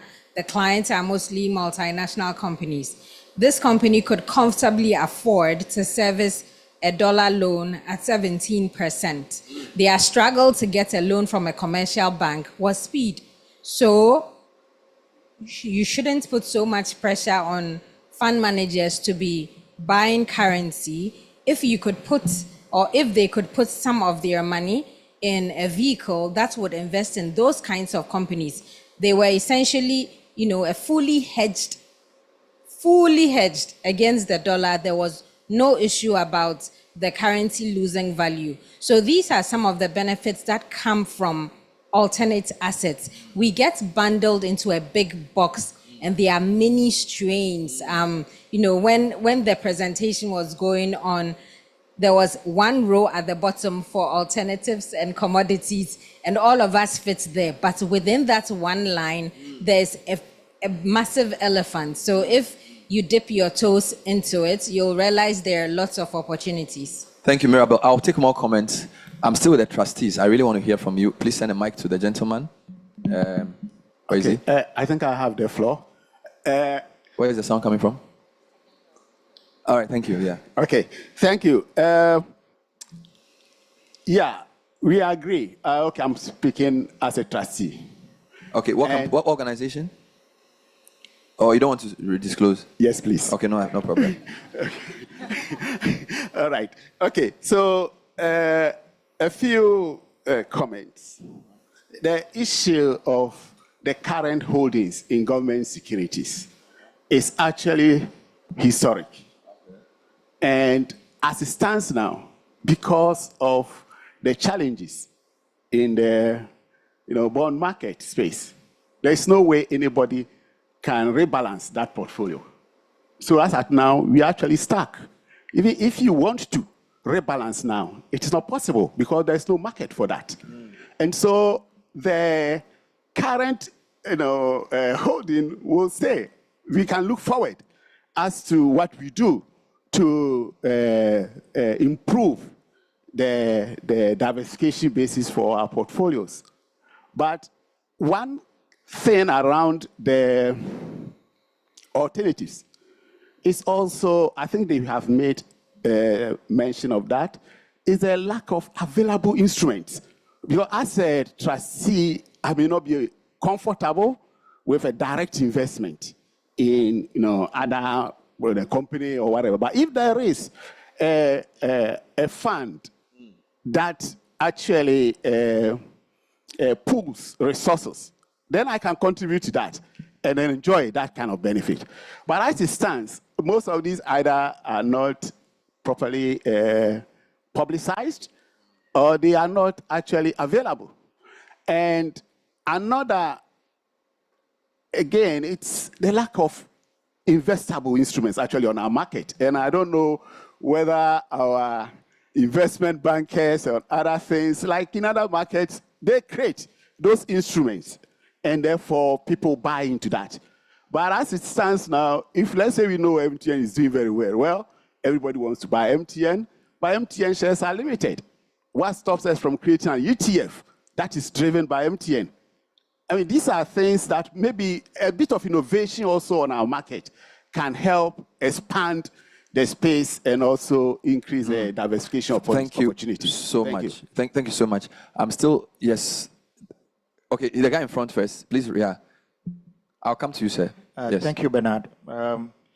Last year, we were at the same conference talking about a similar thing. And this year is going the same way. And I believe we'll come here next year looking for way forward.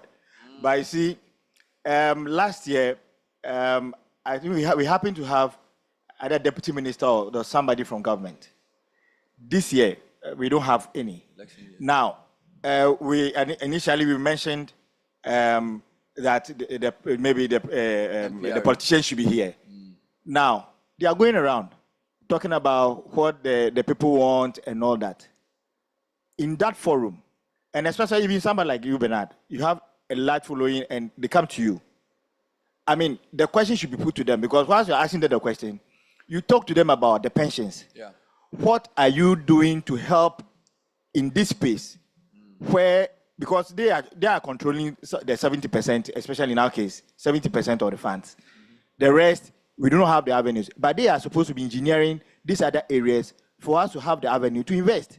So you can put the question, let's say if Mr. Mahama comes to you and you tell him, okay, what are you doing to help the space of equity and all that? So that maybe they are not getting the education on that space for them to even go into those areas. So when the question is put to them, then they'll begin to address those places because once they are not educated, there's no way they can go into those areas. So I believe strongly the journalists and all those who have access to our leaders, they should begin to send the conversation to them. Yeah. We tackle them from that angle, and I think with time, the solution that we want will come. Thank you. I also want to suggest that the pension sector can meet the flag bearers, have enough capital. The flag bearers are meeting all kinds of people, spare parts dealers and things. I mean, seriously, if they are meeting spare parts dealers, why shouldn't they be meeting you guys? You don't need to organize that. You need to work together.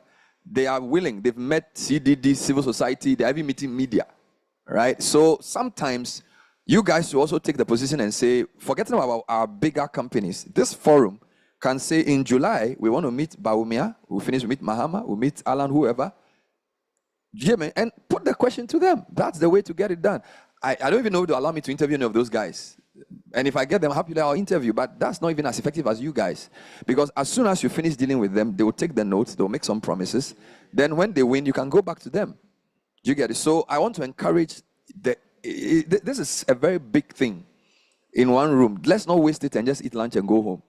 Right? Let's do some what next. Come together and organize a forum and say the pensions industry wants to engage flag bearers. You'll be surprised. They will come. All right, thank you. So yeah, that's my... Hello. Yeah, I think I'm on the floor. Yes, sir. Yeah, okay. I want to talk about SNIT. I think Ampa Soa said something about SNIT, and it's something that we've been defending over and over.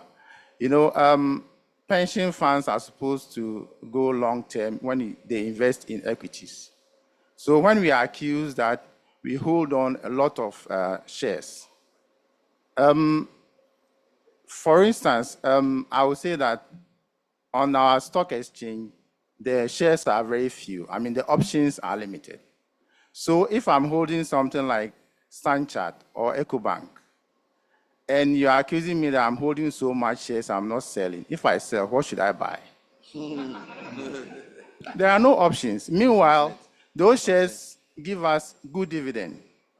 For instance, before DDEP, we had over 100 million Ghana cedis dividend from 5 banks. Wow.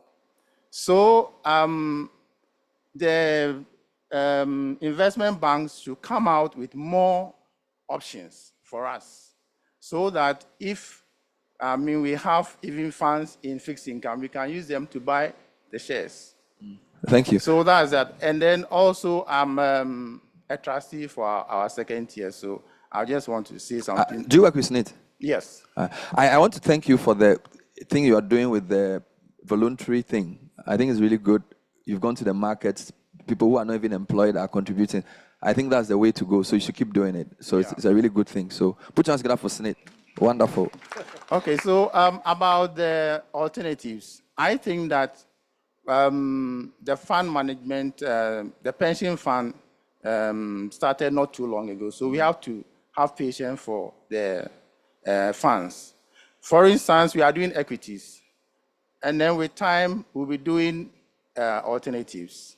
So maybe we are doing maybe 0.5, 1%. With time, they will increase. So we shouldn't rush the pension funds to invest in alternatives when they don't really, we don't have much experience to look at, because it's the history of the performance that will make people go into it. Maybe with time, we'll have history, we'll have performance to look at in order to go into the equities, the alternatives, sorry. So we should have time for us. Thank you. More comments? All right, I'm liking the hands. Stay there and then come forward. Yes. Yeah, thank you very much. What a colleague said there, every year we go for these conferences. Even last year, some of you, I think you know me, I even exploded there. You look at people, you look at the panelists, look at what they have achieved. Look at the expertise. Then I ask myself a very simple question. What is still wrong with this country that we can't develop? You see, we are talking about pension funds, talking about investment analysts. Look, you cannot decouple the macroeconomic credentials of a country from this performance of pension funds. You can never do that. If I tell you what we went through, we don't actually sell. We tend to use the natural maturities to service our liquidity needs. So we bought bonds 3 years, 4 years ago to be able to service the 10th anniversary withdrawals. Remember this debt exchange program was implemented. If I tell what we've gone through. So for me, let's begin to be looking at it from a systemic thinking. It should be pure systemic thinking. If we are not properly managing this country, we should forget about all that we are talking about. Let me give an example. Look at educational level. They'll teach student 11, 11, 11, 22, 11, 3, 33. You ask the child, why is it 33? Then you see another student, then they maybe in computing class. For instance, what AB said about AI. Look, you see a class, draw a question like this, okay, what is the difference between a house mouse and then a computer mouse?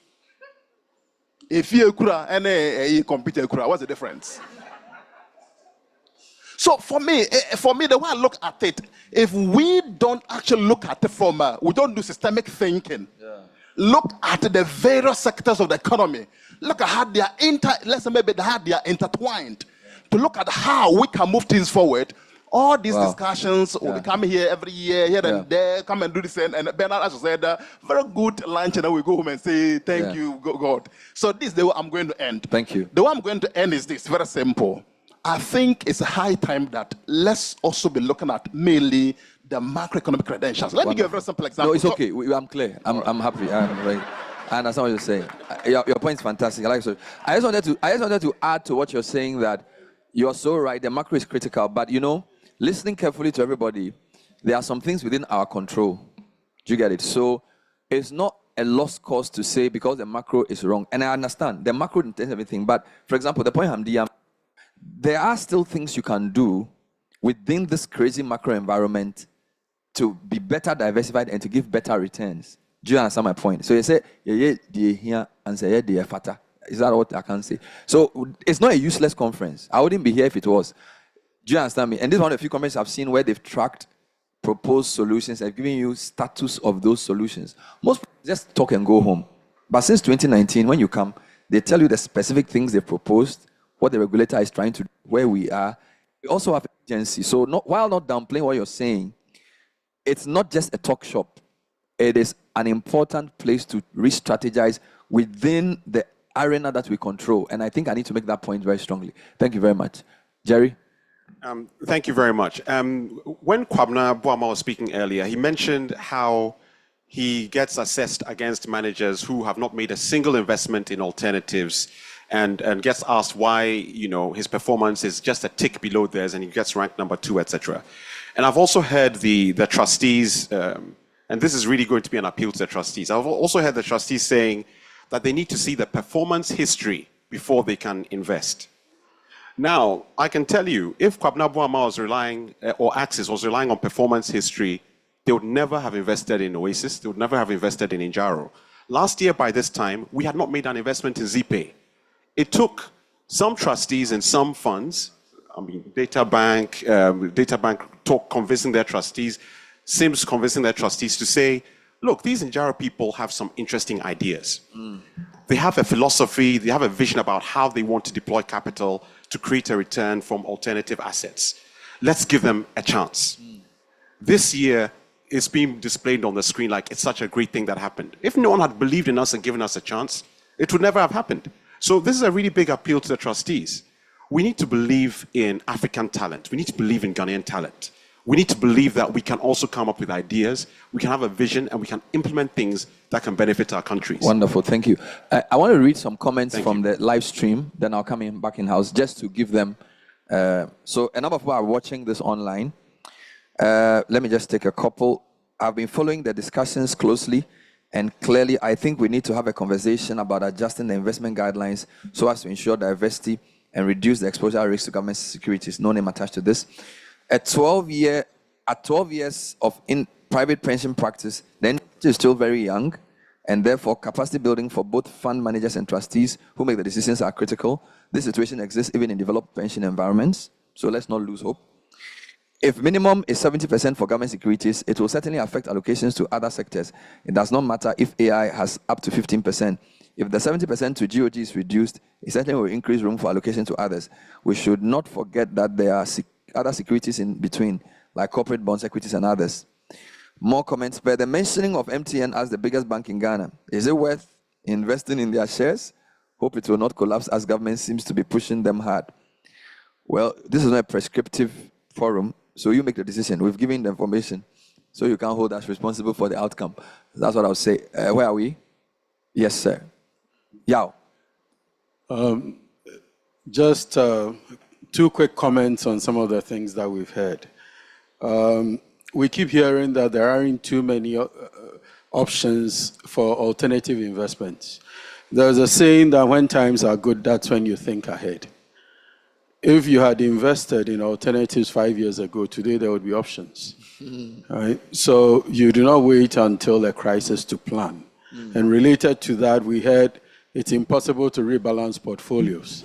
But there's new money coming into pensions every day. As people go to work, the pension assets being created. So that new money could then be applied to rebalancing the portfolio. So it's not quite correct to say the portfolios cannot be rebalanced. The other thing we keep hearing is lack of capacity. There's only a lack of capacity if you're looking internally within the fund management organizations. You could use consultants. For about 10 years, I was consulting on infrastructure projects, and it was frustrating that we could never raise money locally. Ghanaian capital was very averse to Ghanaian solutions. So eventually, out of frustration, I've become a fund manager to then solve the problem that I faced. So there is capacity. If it's not internal, you can use consultants. And there's, as Jerry said, there's Ghanaian talent that could be relied on. So there is capacity. The portfolios can be rebalanced. When times are good, that's when you think ahead. That's when you plan. That. Thank you, Yao. There was a hand here. Please keep it up here. Can I just see by show of hands any more interested people? So this will be my last 2 more comments. All right. Yes, Bernard, before he comes in, I just wanted to add quickly. I think a lot of talk has gone on around alternative assets. But then again, in the pensions investment guidelines, there's opportunities to diversify within each asset class. So if you're looking at diversifying away from currency risk, even in the fixed deposit space, there's opportunity for such products to come out. So our Air trustees, I think we've been working with the mindset from, let me take it from AJ's point, of uncertainty and fear for a long time. I think we need to approach the future with hope. Well, still uncertain, but with hope. Yeah. At least there again, we will see. Yes, there are limited investment opportunities, but there are opportunities. And as Hamdia rightly said, the whole industry is yet to do even 1%. Yet we say that there is opportunity. We just need to take advantage and have hope that indeed we are going to turn around things. Thank you for that. Yes, sir. Thank you, Bernard. One thing I would say is that it's difficult to reset the mind of the Ghanaian. Very difficult. Nana Boamas made mention of the biases. I think Ajay also made mention of the 4 quadrant. These are things that permeate almost everybody seated here. And especially when you are on a board, you are looking at people who are thinking that, okay, this fund has rules, vested rules. At a certain point in time, I can do withdrawal or I can leave it. You are thinking of the constituent funds, thinking that, oh, a 27-year or 20-year person, you can invest his funds for a longer period. That person will turn around when the vested rules mature, will come, I want a withdrawal. These are some of the things as trustees we go through. And so it's difficult sometimes taking decisions on some of the proposals that fund managers bring about. And so we are in a certain space where in taking there's all sorts of things come into play before you arrive at something. So it's really difficult to do that. And Ghanaians, we have that saying that once bitten, twice shy. Yeah. So if I have invested in, let's say, a corporate bond for 1, 2, or 3, and I have seen some signals, next time when I'm going, I'm a bit more careful. All right. These are some of the things. Thank you for your comment. The last one is the gentleman behind you in the, yeah. Thank you. Listening to Ajay and Amdia, I have also made some observation. I want to make comment. My hope is that we can have an action from what I'm going to say, if it's possible. Ajay mentioned that if you have gold and you have access to only 5% royalties, it means the gold doesn't belong to you. It belongs to the person who has the expertise, the engineering, and the skills to mine the gold. He made that point. They also mentioned that in some of the things they were doing, they have to contact or consult with a student from Stanford, if I heard that right, who has to use his internship program to help them do what they are doing. We mentioned lack of capacity. Somebody mentioned systematic thinking here. Now, in all this, I am asking that, what is the gap between our pension industry and our education? Are we only in the middle belt? We are waiting for people to finish school, they get work, they begin to contribute into pension, then we come in to manage and invest? Or is there a possibility that we can step back? All right. And check what is happening in the training, in the educational system? We are talking for AI, we need to get the student from Stanford. KNUST, UCC, UW, and all that, we couldn't get any student from there. So in the pension industry, what can we do so that we go that back, and then after those fruits are ready, then they can also give us the money to invest? Thank you. This is my observation, this is my comment. Thank you. Thank you. Thank you, all contributors. I wanted to invite the gentleman from the MPRA If you have any comments to make, I will be happy to take them now. Because on the program, we have closing remarks from the authority. So, thank you. Please introduce yourself.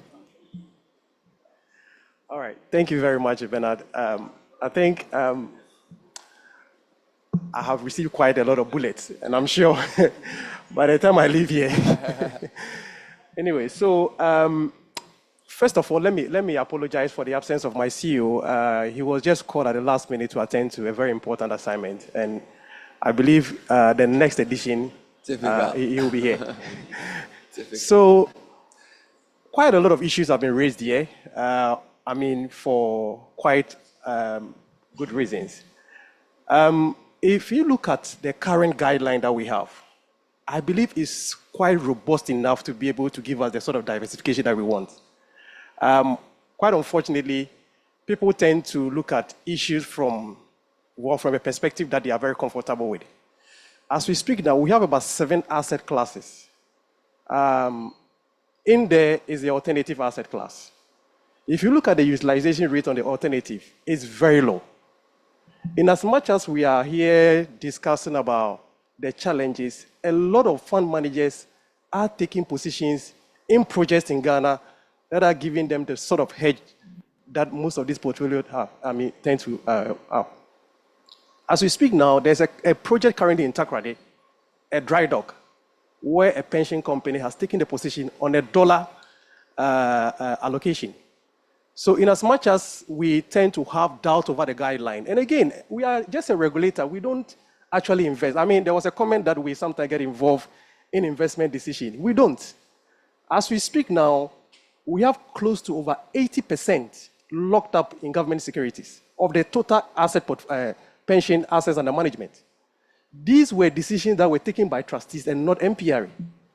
We've had situations where some of these fund managers have actually come to us, even on a very subject, permission to breach, where they request the regulator to even allow them to go beyond the 75% asset allocation for government securities. Yes. Okay.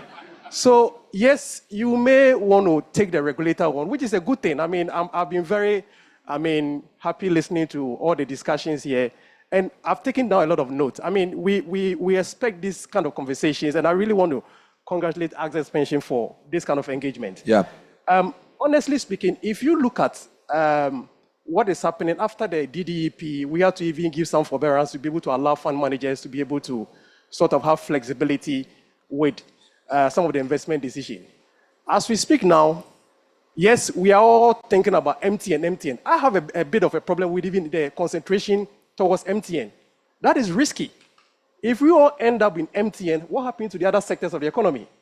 And these are decisions that we expect fund managers to be able to bring to the trustees, to be able to give them the sort of resilience that they expect in their portfolios.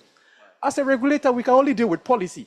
And in fact, even this guideline that seems to be having issues, that these were guidelines that were actually done with the trustees and their representatives and fund managers.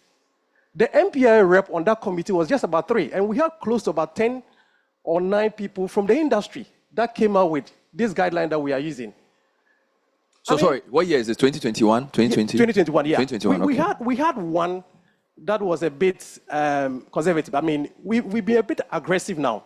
Previously, we had a private equity sort of requirement where you have to seek approval from MPRA. That was taken off. Mm-hmm. As we speak now, there's only a single asset class, which is even a sub-asset class, that require MPRA approval. And very often when we do these things, we try to test the market to see how, because there's really a capacity issue with some of the trustees. The law requires that 1/3 of the trustee membership should be member nominated. If you have a very unionized scheme, you may have a representative that is basically the person who speaks the loudest in the union. He may not have any investment sort of background.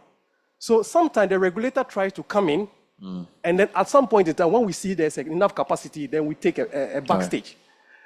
But as we speak now, how many of the pension schemes are even in the alternative space? Very little. There's close to about 25% allocation. As we speak now, less than 1% has been utilized. Serious. As Hamdia just mentioned, in the last few days, we've had calls for pension funds to be, in fact, a lot of trustees are looking at the external market because they feel there's opportunity there. But the question is, what are you also helping the local market to be able to, because you get a request to grant permission for a scheme to invest in US Treasury securities. I mean, how is it different from Government of Ghana securities? Obviously, it's $1, which I agree. But then locally, there are a lot of companies that are in a lot of value chain that we could still try and deploy capital. But unfortunately, this is not done. So I'll urge you, we want these comments to come, but please be moderate. I mean, we try as much as possible to get the industry to a level that we all be pleased with. I mean, people are now going on pension, and to be honest with you, the amount that they received, obviously, I mean, adequacy issue is something that you can always look at. But people go on pension, and then they feel they needed to, get more than what they are being given. And this basically comes back to the kind of decisions that these fund managers are giving the... All right. Thank you. We didn't get your name, by the way. Sorry, my name is Heford Amankwa. I'm actually a senior manager at the Standards and Compliance Directorate. Thank you so much. Put your hands together for him. It's heartwarming to know that what we've been doing for the past 4 or 5 years, you've been taking note of it, and that the most recent guideline changes came out of this. So it's not just a talk shop, right? So hopefully, if we are doing new updated regulations or guidelines, some of the inputs from here will come in. And since you were here your name is inside. You'll be on our side. Thank you. Look, we could talk all day. I suspect there's lunch. Is there lunch? Or is there lunch? Please come. I know people want to talk forever. I have to leave. So I want you to kind of close. Come and give us a couple of pointers about tomorrow, because it's a 2-day conference. And also where we can get the food to eat. It's very, very important. Thank you very much. Once again, good afternoon. So we are getting close to the day 1 session, which is today. Tomorrow, God willing, we'll be having a workshop on alternative investment. It's going to be led by Impact Investing. So we invite all our trustees. Please kindly, tomorrow's session is strictly for registered trustees or trustees. And so we invite all of you to be here. We will start at 9 o'clock in the morning, and by 3 p.m. we'll be out of here. We want to invite all trustees. Please come in your numbers. There will also be a feedback. So as is being displayed on the screen, kindly scan this QR code so that you give us feedback, so that as we plan towards the 7th edition of the Pension Strategy Conference, we can improve it. So we want to take your feedback. Please take your phone, scan it, and tell us what you think we should improve, what you think we should maintain going into the 7th edition. And lastly, we'll be giving you lunch. So as you exit on your way out, you'll be handed your pack through this door. You'll be handed your takeaway pack, which will contain your lunch. Thank you very much for coming. Don't go yet. So that's Isaac Oparino. He will do the closing prayer. Noi. Just to thank the panel. So Nana, you have Fibuama in the middle. Put your hands together for him. Sat next to him on the right, Hamdia Ismaila, Savannah Impact Advisory. Put your hands together. And then next to her is Kwabena Boama, Stanbic Investment Management Services. And then sat next to him is Kofi Koduya Sapon, Sapon Capital. Lots of Sapons in there. You look like KK Sapon. Is he your father? Then on this side, Mirabel Moreau, who is a principal at Injaro, right? Did I get that right? Partner. So it's basically a big woman there. And then, no, this guy deserves a better round of applause. I mean, imagine if you gave this guy 30 minutes with our president and you remove all the bad people around the president. No, seriously. Do you know, if you got a chance to speak to our president one-on-one, you can change a lot of things. The problem is the people around them. So, one of the hopes I have, you can meet whoever is going to win, because this guy is finished, right? Whoever is going to win, 30 minutes, we'll lock the door. Just present before we allow the bad guys to come. You will make a lot of difference, trust me. So let's create opportunity for him, because this kind of knowledge and the way you sort of put everything together, Charlie, put your hands together. Solid. If I have dollars, I'll give it to you. But I have only seen this for now. All right, so closing prayer. Thank you very much. So once again, tomorrow's session is starting at 9 o'clock, strictly for trustees. Can we please be on our feet as we take our closing prayer? Thank you.